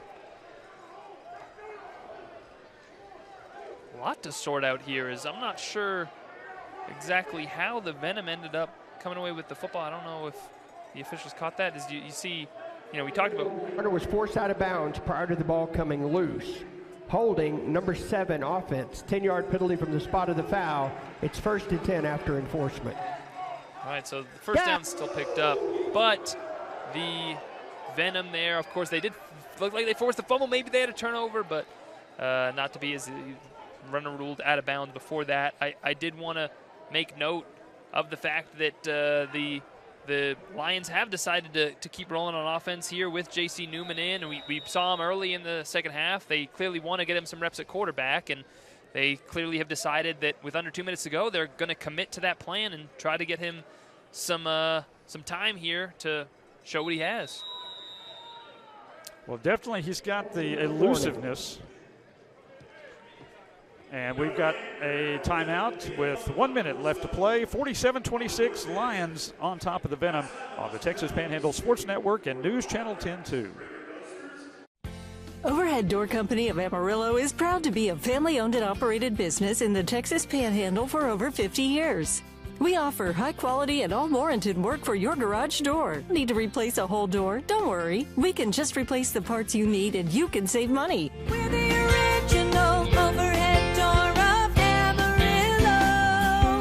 Look for the red ribbon overhead door.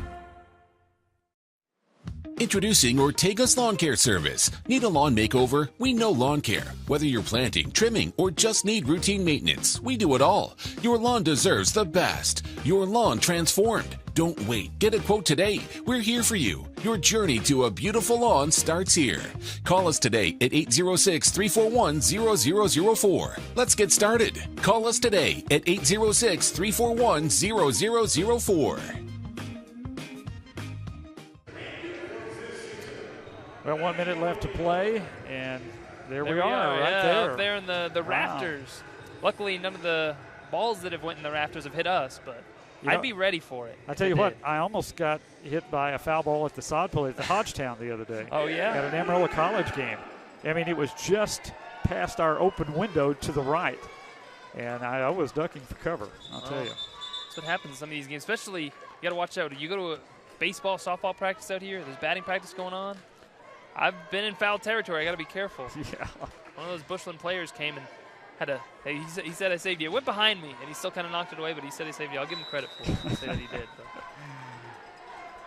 So from the 16-yard line, first down and 10 for the Columbus Lions.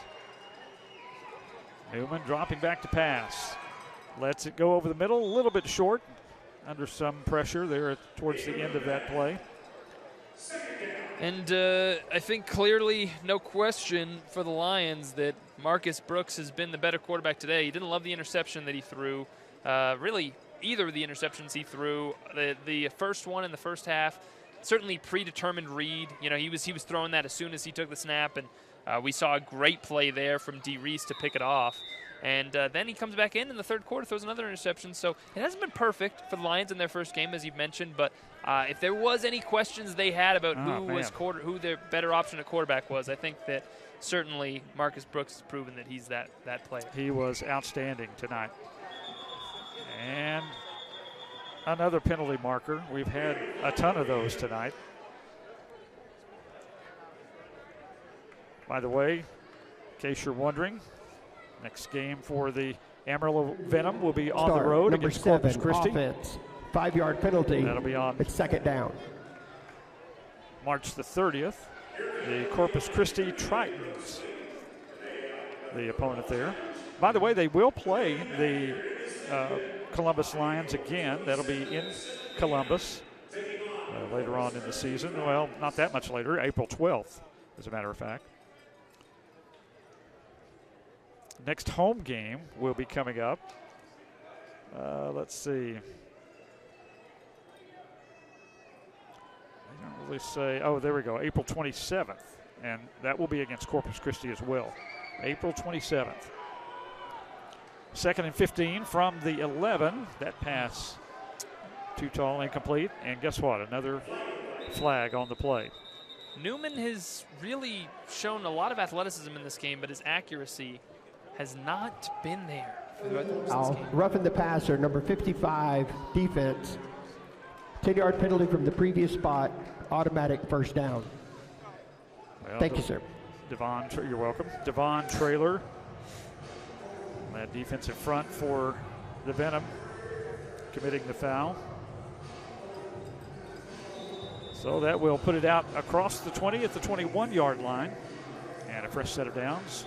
49.3 seconds left. The Lions dancing their way to victory. We saw the moves on the field from Ewing. He's clearly shown he has the moves off the field as well. In fact, all of the Lions do. I was watching the whole team dance earlier. They all are gifted with that ability. Dance-worthy victory, certainly. No doubt. On the road against one of the top teams, figured to be the top team, one of the top teams in the league, the Venom. There's a wide open receiver again and a good open field tackle. Otherwise, Ewing would have had another touchdown.